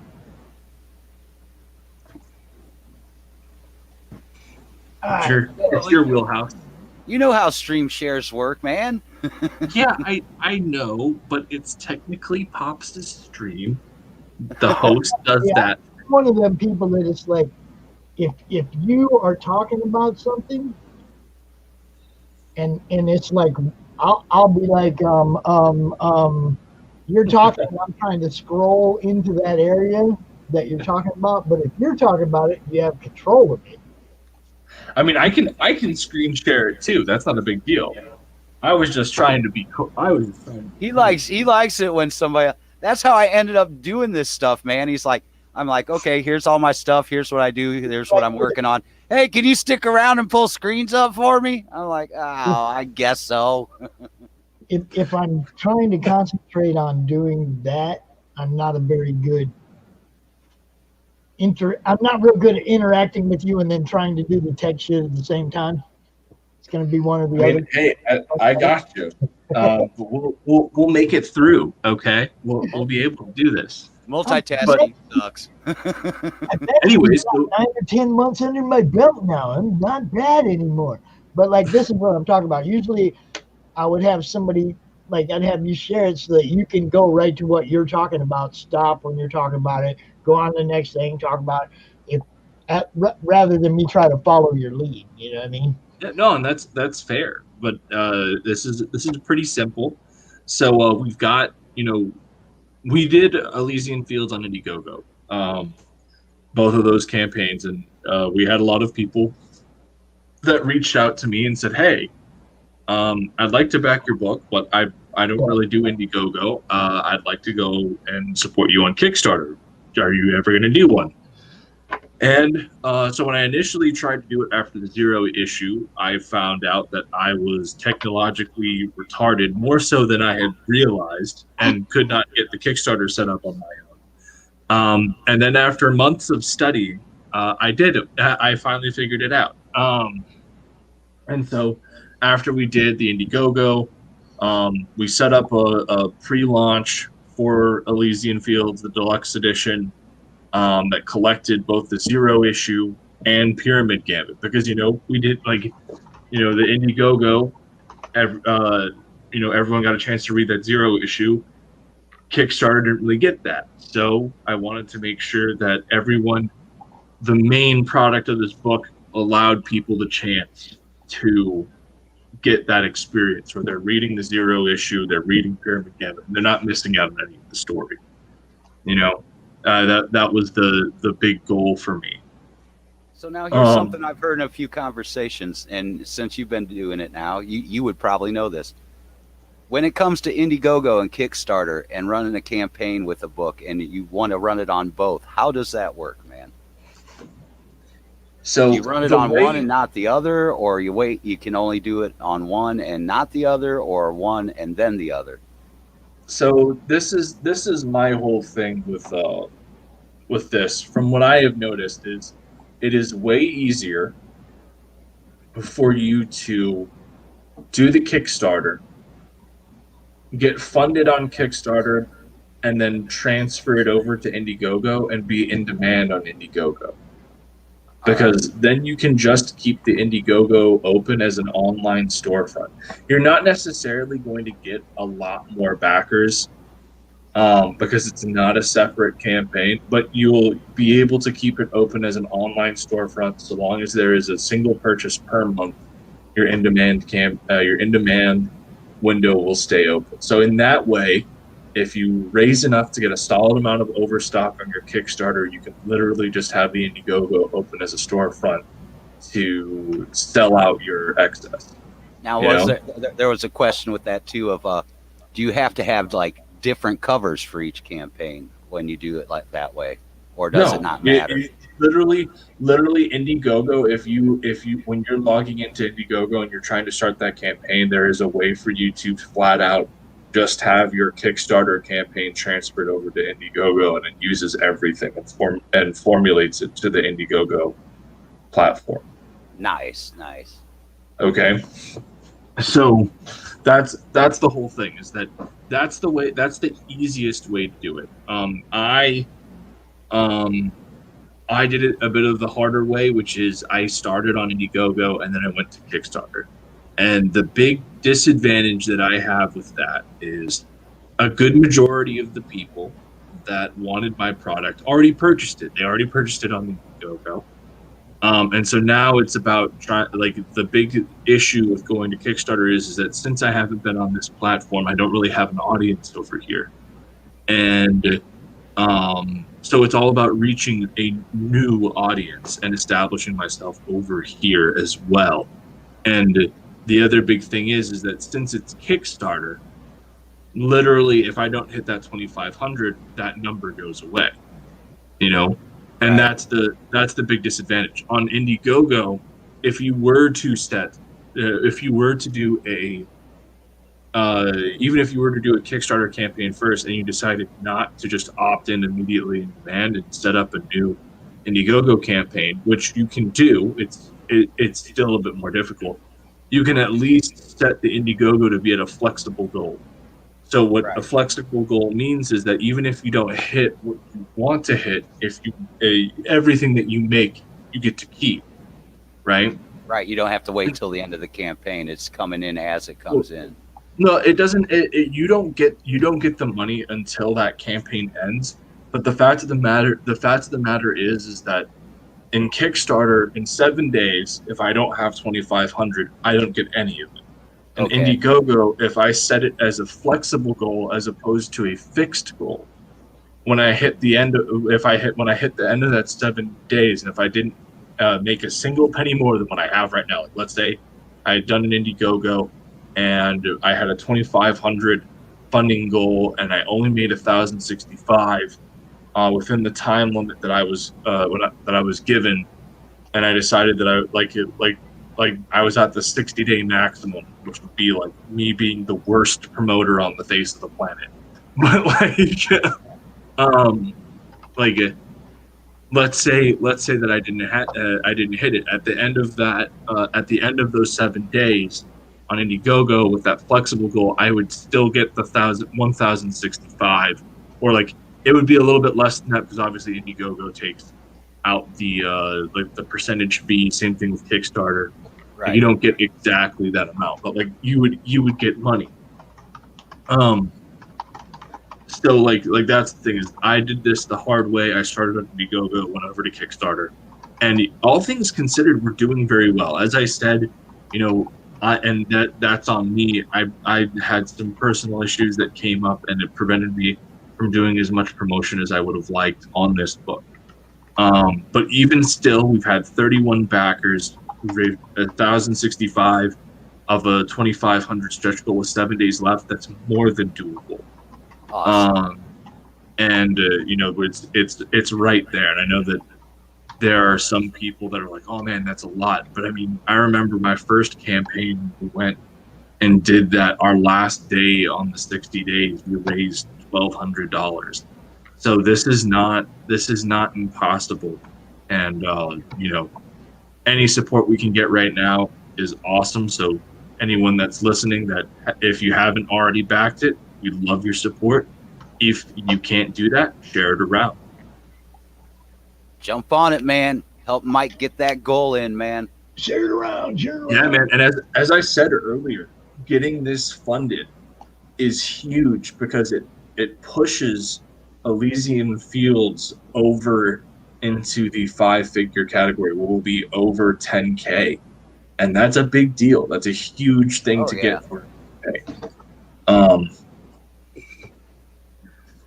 And so yeah, no, like I appreciate everyone that will get there. And on top of that, as Pop said, I'm guaranteed to deliver you your book, and it's going to get there it's going to get there in pristine condition. Yeah, there you go. Pops just has one up right there, man. See, that's one thing I really like. There are times when I can actually come out here and say, look, I got one of those. That's just awesome. Okay?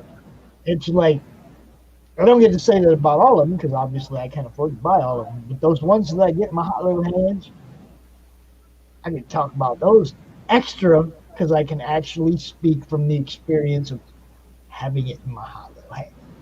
You know, makes a huge difference.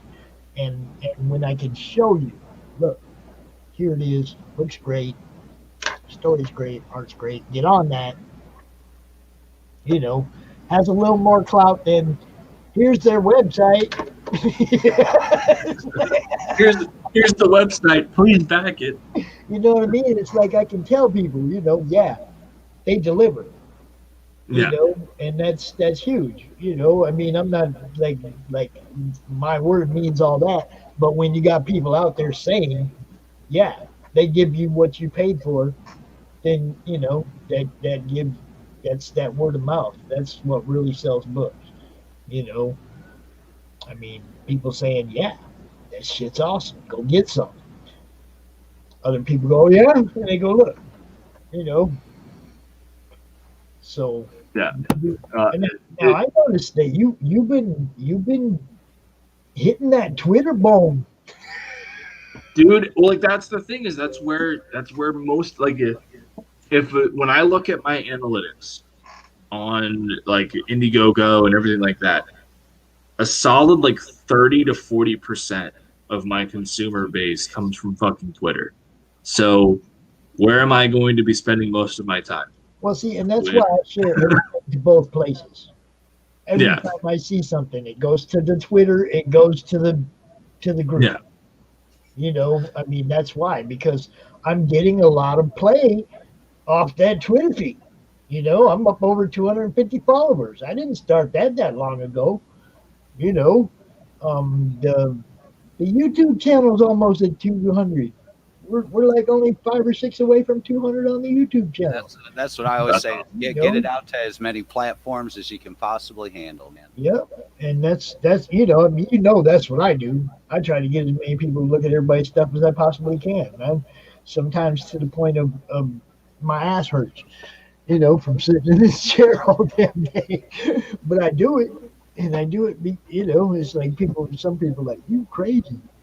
I'll be out here at 1 o'clock in the morning after being in this chair all day doing the con. I'll still be out here at 1:30 in the morning promoting something, you know. And it's like you got that con adrenaline going, man. Well, I mean, but it's always though like this. You know, I was gonna turn this off at 10. I didn't think I'd be out here at 11, but Michael said I'm gonna be back, and I knew his show wasn't gonna be over until 10. So we extend this out. Here we are. It's 11. You know, I mean, it's just the way it goes, man. It's like either I really, really, really love what you guys do, or crazy as hell. Why not both? You're a masochist, Pops. You're a masochist. Yeah, I don't know. I just like what you guys do. I ain't gonna lie, and it's fun, man. I was never part of the community before. I was a fan for all my life, buying comics all my life. You know, now I get to actually like meet the people that drew the books or wrote the books that I grew up with, and the new people that are doing that are coming into the comic community that are writing books, because I mean, it's all about everything. It's not about Marvel or DC or Dark Horse or Image. It's about everything. I get a little bit of enjoyment out of all of them, but none of them are serving me right now like the indie community is. So that's where my effort is. You guys are the ones that are entertaining me right now. Keep it up. Do it. We sure hope to be, man, for sure. It's been fun. This last year, it's been very different, a very different experience for me. So, being able to help you guys get your stuff out there, get it seen, get it in people's hands, get it in my hand. That's awesome. That's more than I could have ever thought about doing for anybody a year ago. A year ago, I was like, I'm gonna help one guy promote his book. One guy. That's all. Flicker. Here we are a year later, and it's like, I'll promote anybody that treats me with respect. Anybody. So, did you hop on the Naked Cannibal Campers campaign yet? Did I? Yeah, you. What do you think? I got money? I don't know. You like books. I did what? I said you like books, man. You like to I like books. I like books, but I'm the brokest mother in the room, dude. Ain't no lie about that. We're trying to do some things to make that different, but right now I'm not. I don't make anything. Grandpa daycare don't pay, dude. I'm a comic artist. You think I don't know? I mean, I'm just like you. I don't get no stimulus. I don't get no lesbian. But I mean, they got married a couple months ago. They're still behind. They're still getting caught up. I don't dip into the well any more than I have to.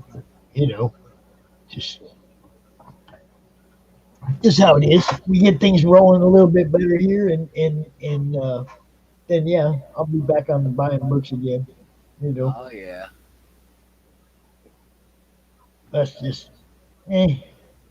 Sometimes I can, sometimes I can't. Yeah, we all know how that goes, man, for sure. It's been a rough year. Well, I mean, 2020 was not that. Well, that's what I'm saying. No, it's in a year. Yeah. I think 2021 is just like, hold my beer. Yeah, that rough year still carries over into this one. We're still, we gotta get back, get caught up from last year from things. As long as they get back where you guys can set up tables somewhere, that would be wonderful. I might be doing that in March for a smaller con here in town, just like a small collector's little thing, man. That's really what it's about. That's the part that's missing. Okay, this has been great, meeting everybody and connecting with everybody and helping everybody to network and helping everybody promote. This is all wonderful, but now I want to meet everybody. See, it's, I mean, now I've, like Michael, I've talked to you over a dozen times, live like this in streams. We've talked a lot. Bill, we've talked a lot. I want to meet you guys. Actually be able to sit down and physically have a beer. Yeah, I mean, it's like this has gone on long enough. I just want everything, back to some kind of normalcy. Man. Like I said, with me doing comic art, man, I'm kind of used to that anyhow. It's kind of the solitary, just doing your work kind of thing. Oh, that part I get. All I do is all I've done the last 7 years is watch kids and play golf. Yeah. I mean, it's been a little different this year though, because now I'm a part-time teacher too. Oh, there you go. Virtual school for 3 kids ain't no fucking joke. School mom pops. Dude, I am thankful that my kid is young enough where school isn't really a thing. Right. So but once he gets to the point where he goes to public school and everything, and I have no idea how I would handle what's been going on the past year with virtual schooling and everything. I wouldn't be able to work.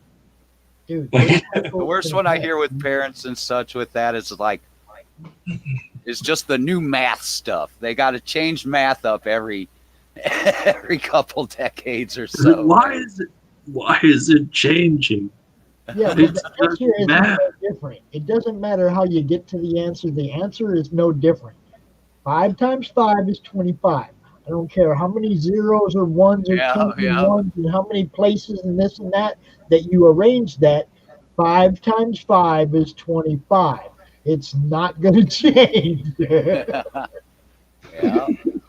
Math is constant. Math is a constant. It's not going to change. They can change how they get to the answer and make kids learn it a different way, but the answer is the same. Yeah, if you think about math, is pretty much the only constant, man. Yeah. I mean, numbers are always numbers. They do not change, man. Other things, can't quite say that, but math is always a constant.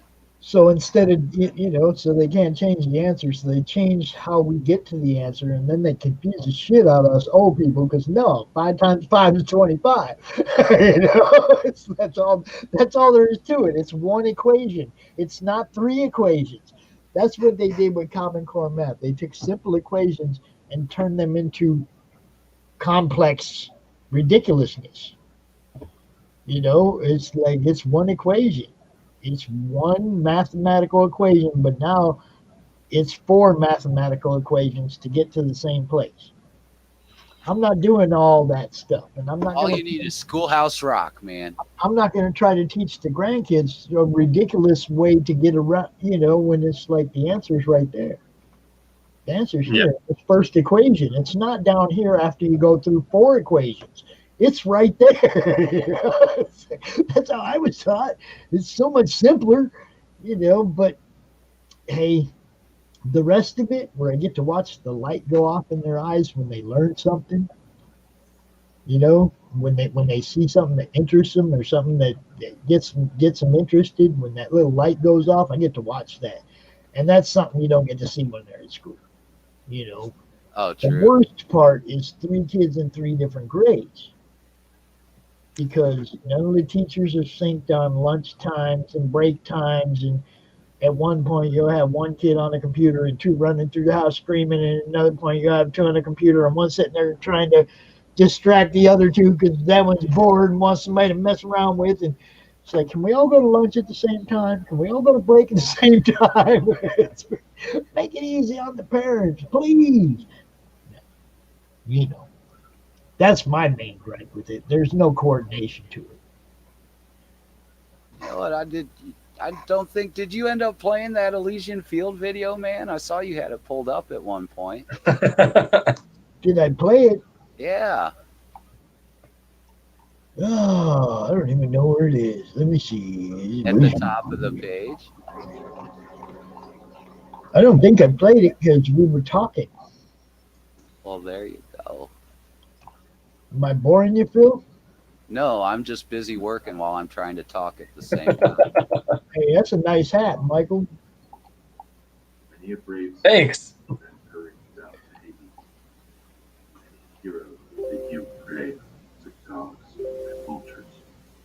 Oh, hi there. You must be Kickstarter.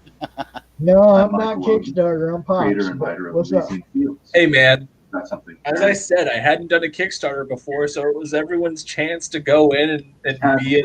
Launched a crowdfunding There it is. campaign on the Indiegogo platform for our Zero issue. That's the book I have right there. The Zero issue story brought the mythic hero, the Trojan Achilles, to a journey that started in finding peace in the afterlife, only to be brought to an arena where he would fight alongside other heroes at the behest of the Greek lord of the underworld, Hades. With the success of the initial Indiegogo, we were asked by many why we hadn't done Kickstarter. Well, we are listening, and so we are offering Kickstarter a special way to experience not only the Zero issue, but Pyramid Gambit as well. The Softbound Collector's Edition, with cover by Scott Rosenbaum, collects all 78 pages of story between the Zero issue and Pyramid Gambit, as well as an extensive art gallery ranging from character concepts to variant covers and pin-ups. The story of the Pyramid Gambit picks up right where the Zero issue left off, mid-clash between Achilles and Gilgamesh. However, Gilgamesh is only the first obstacle, as Achilles will have to learn to work with other heroes, Theseus, Slayer of the Minotaur, and Heracles, conqueror of the 12 labors, as they face an unbeaten champion in the Along with the Collector's Edition, we are offering the 3 main covers of the Pyramid Gambit, as well as some digital options. We hope to see you on the back of us, and thank you again for your interest in the same fields. Now, I'm going to go out here and I'm going to say, first, I want to say thank you, Michael, for having some narration in this video. I still like the intro. Oh, hi there. Not everybody. I thought it would be fun. It is. It's good. I like that. Not everybody can see. Some people can only hear. Okay? So that gives, okay, everybody can hear that. You might be driving down the road and just listening to your phone. You know, you might not be able to look at it. But that video is playing because you're listening to Indie Bolt. And they play that video, or Rob's playing that video on Backer Pause. And if you're just listening, all you usually get is some music. You want that narration. You want somebody giving that quick synopsis of the story in your video. You want that. Sometimes shows like Indie Bolt, they got 60, 70,000 people worldwide listening. They can't see your video. They're listening. But Barry and them guys over there, they're playing your video because that's what they do.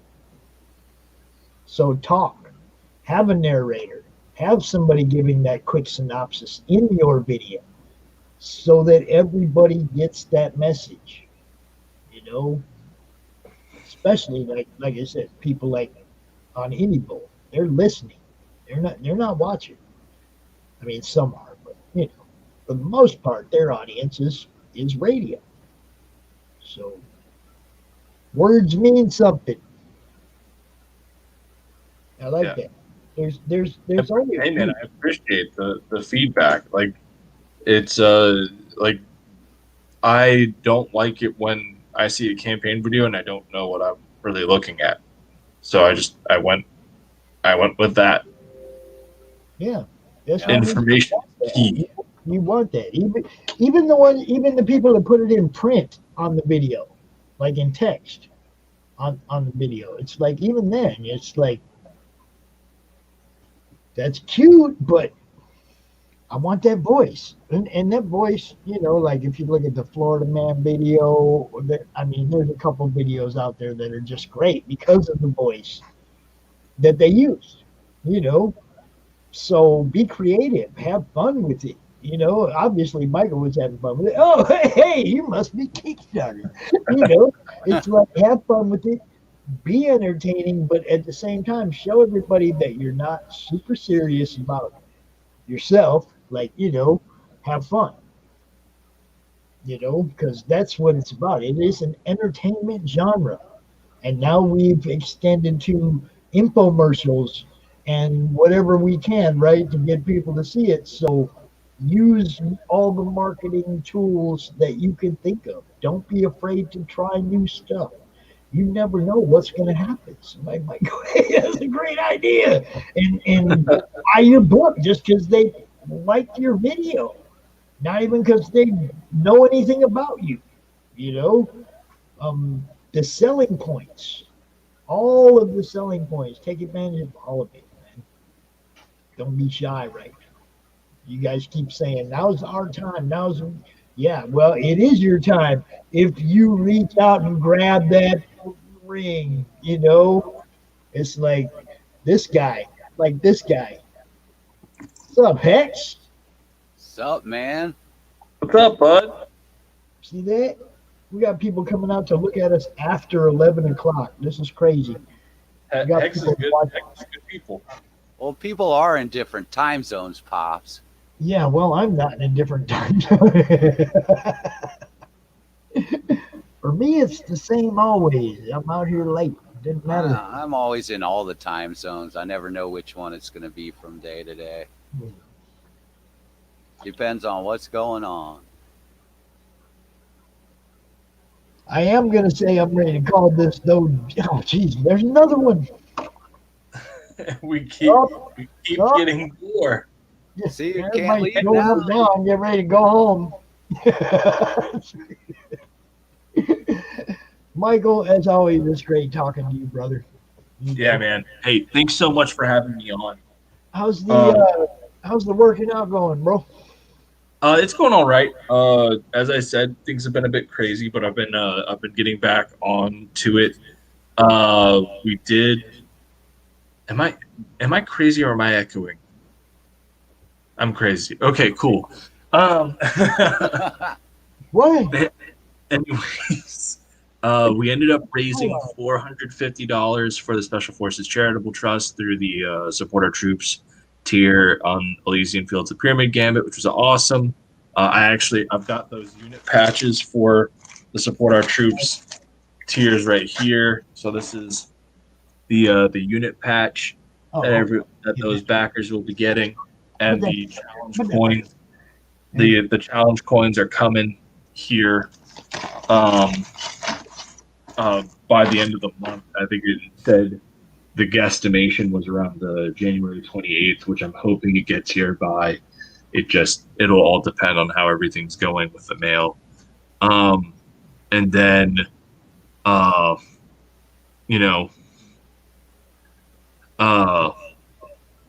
sorry. But so we did that. And then I've been getting back into working out here over the past few weeks, getting on the Peloton and doing push-ups, sit-ups, all that stuff. So I've become. I definitely need to here in the chair. Oh yeah. Oh, that hurt. We're all messed up. Shit. But yeah, I just sit here in the chair and I need one of those stand-up desks and one of those treadmills underneath me, and just walk on the treadmill, work on stuff, man. It's too cold to walk. I ain't going outside. No, I said I need a treadmill with one of those stand-up desktops, man. If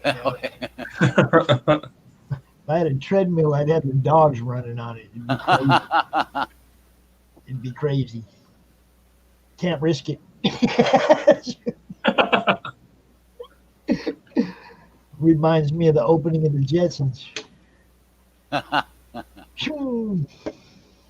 Jane, stop this crazy thing. Yep, exactly. Phil knows what I'm talking about. Thanks, Astro. Asshole. I mean, Astro. Robrum, George. The original Scooby-Doo. People don't know that. That's the original Scooby-Doo. All right, guys, I'm out. I'm going to go eat some. All right. Michael, good to see you. Hey, everybody. Elysian Fields, The Embrace. Go check it out. You can always find these guys in the madness. Everybody who's on the show, you know you can find them in the madness. So if you ever, like, hey Pops, who you have on your show the other night? I forgot his name. Just hit me up. I'll tell you who they were. We just posted one of the first look at the interior of the Embrace up on the Madness here about an hour and a half ago. Oh, so, nice! I'm gonna have to check that out, man. Actually, he did it twice. I did. That was an accident. I accidentally hit the X button on the share. Were you double dipping, Mike? No, I couldn't remember if I had clicked the comic related madness button before I had closed out of the share thing accidentally. And so it's like, just to be safe, I'll do it because I know Pop will get mad at me. I left them both up there because it was a nice page. It is really good. All right, brother. It's good talking to you, Phil, as always. Hey, good talking to you, Mike. Pops. Yep. Fun time. CromCon Europe coming up January 30th. CromCon Europe. CromCon Europe. You don't know about that, Michael? No, I don't.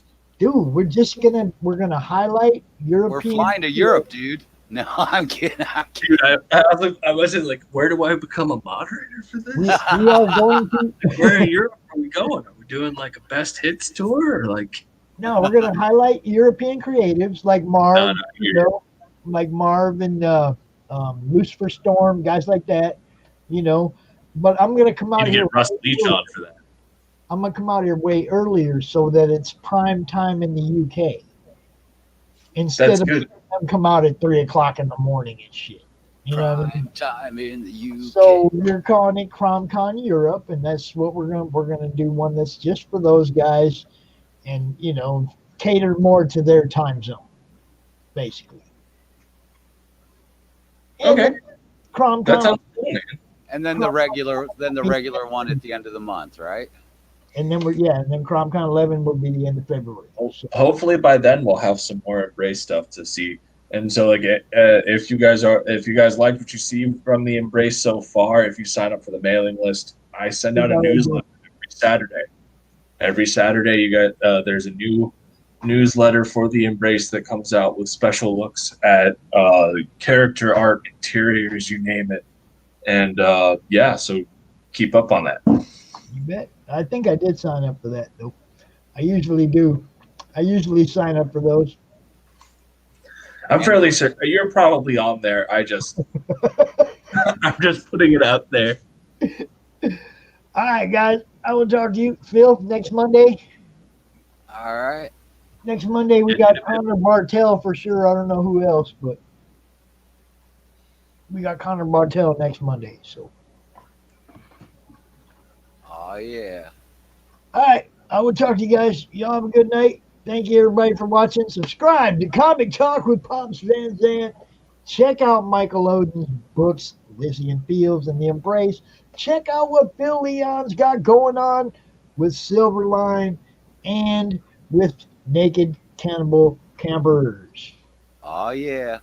Peace out. Peace. Yeah, I'm going to actually play the commercial on the way out. What the hell? Hey everybody, I just want to give a quick shout out to all of our sponsors and helpers this time around. We got NSCLiveTV.com, the Cheers to Comics podcast, Earth Station 1 podcast, the Shop Top podcast, the Creators Outlet podcast, Evolution Comics Facebook page, IndieVolt Radio, IndieVolt.com, the radio station, the YouTube channel, BuyMeToys.com. Love you all. Thanks so much.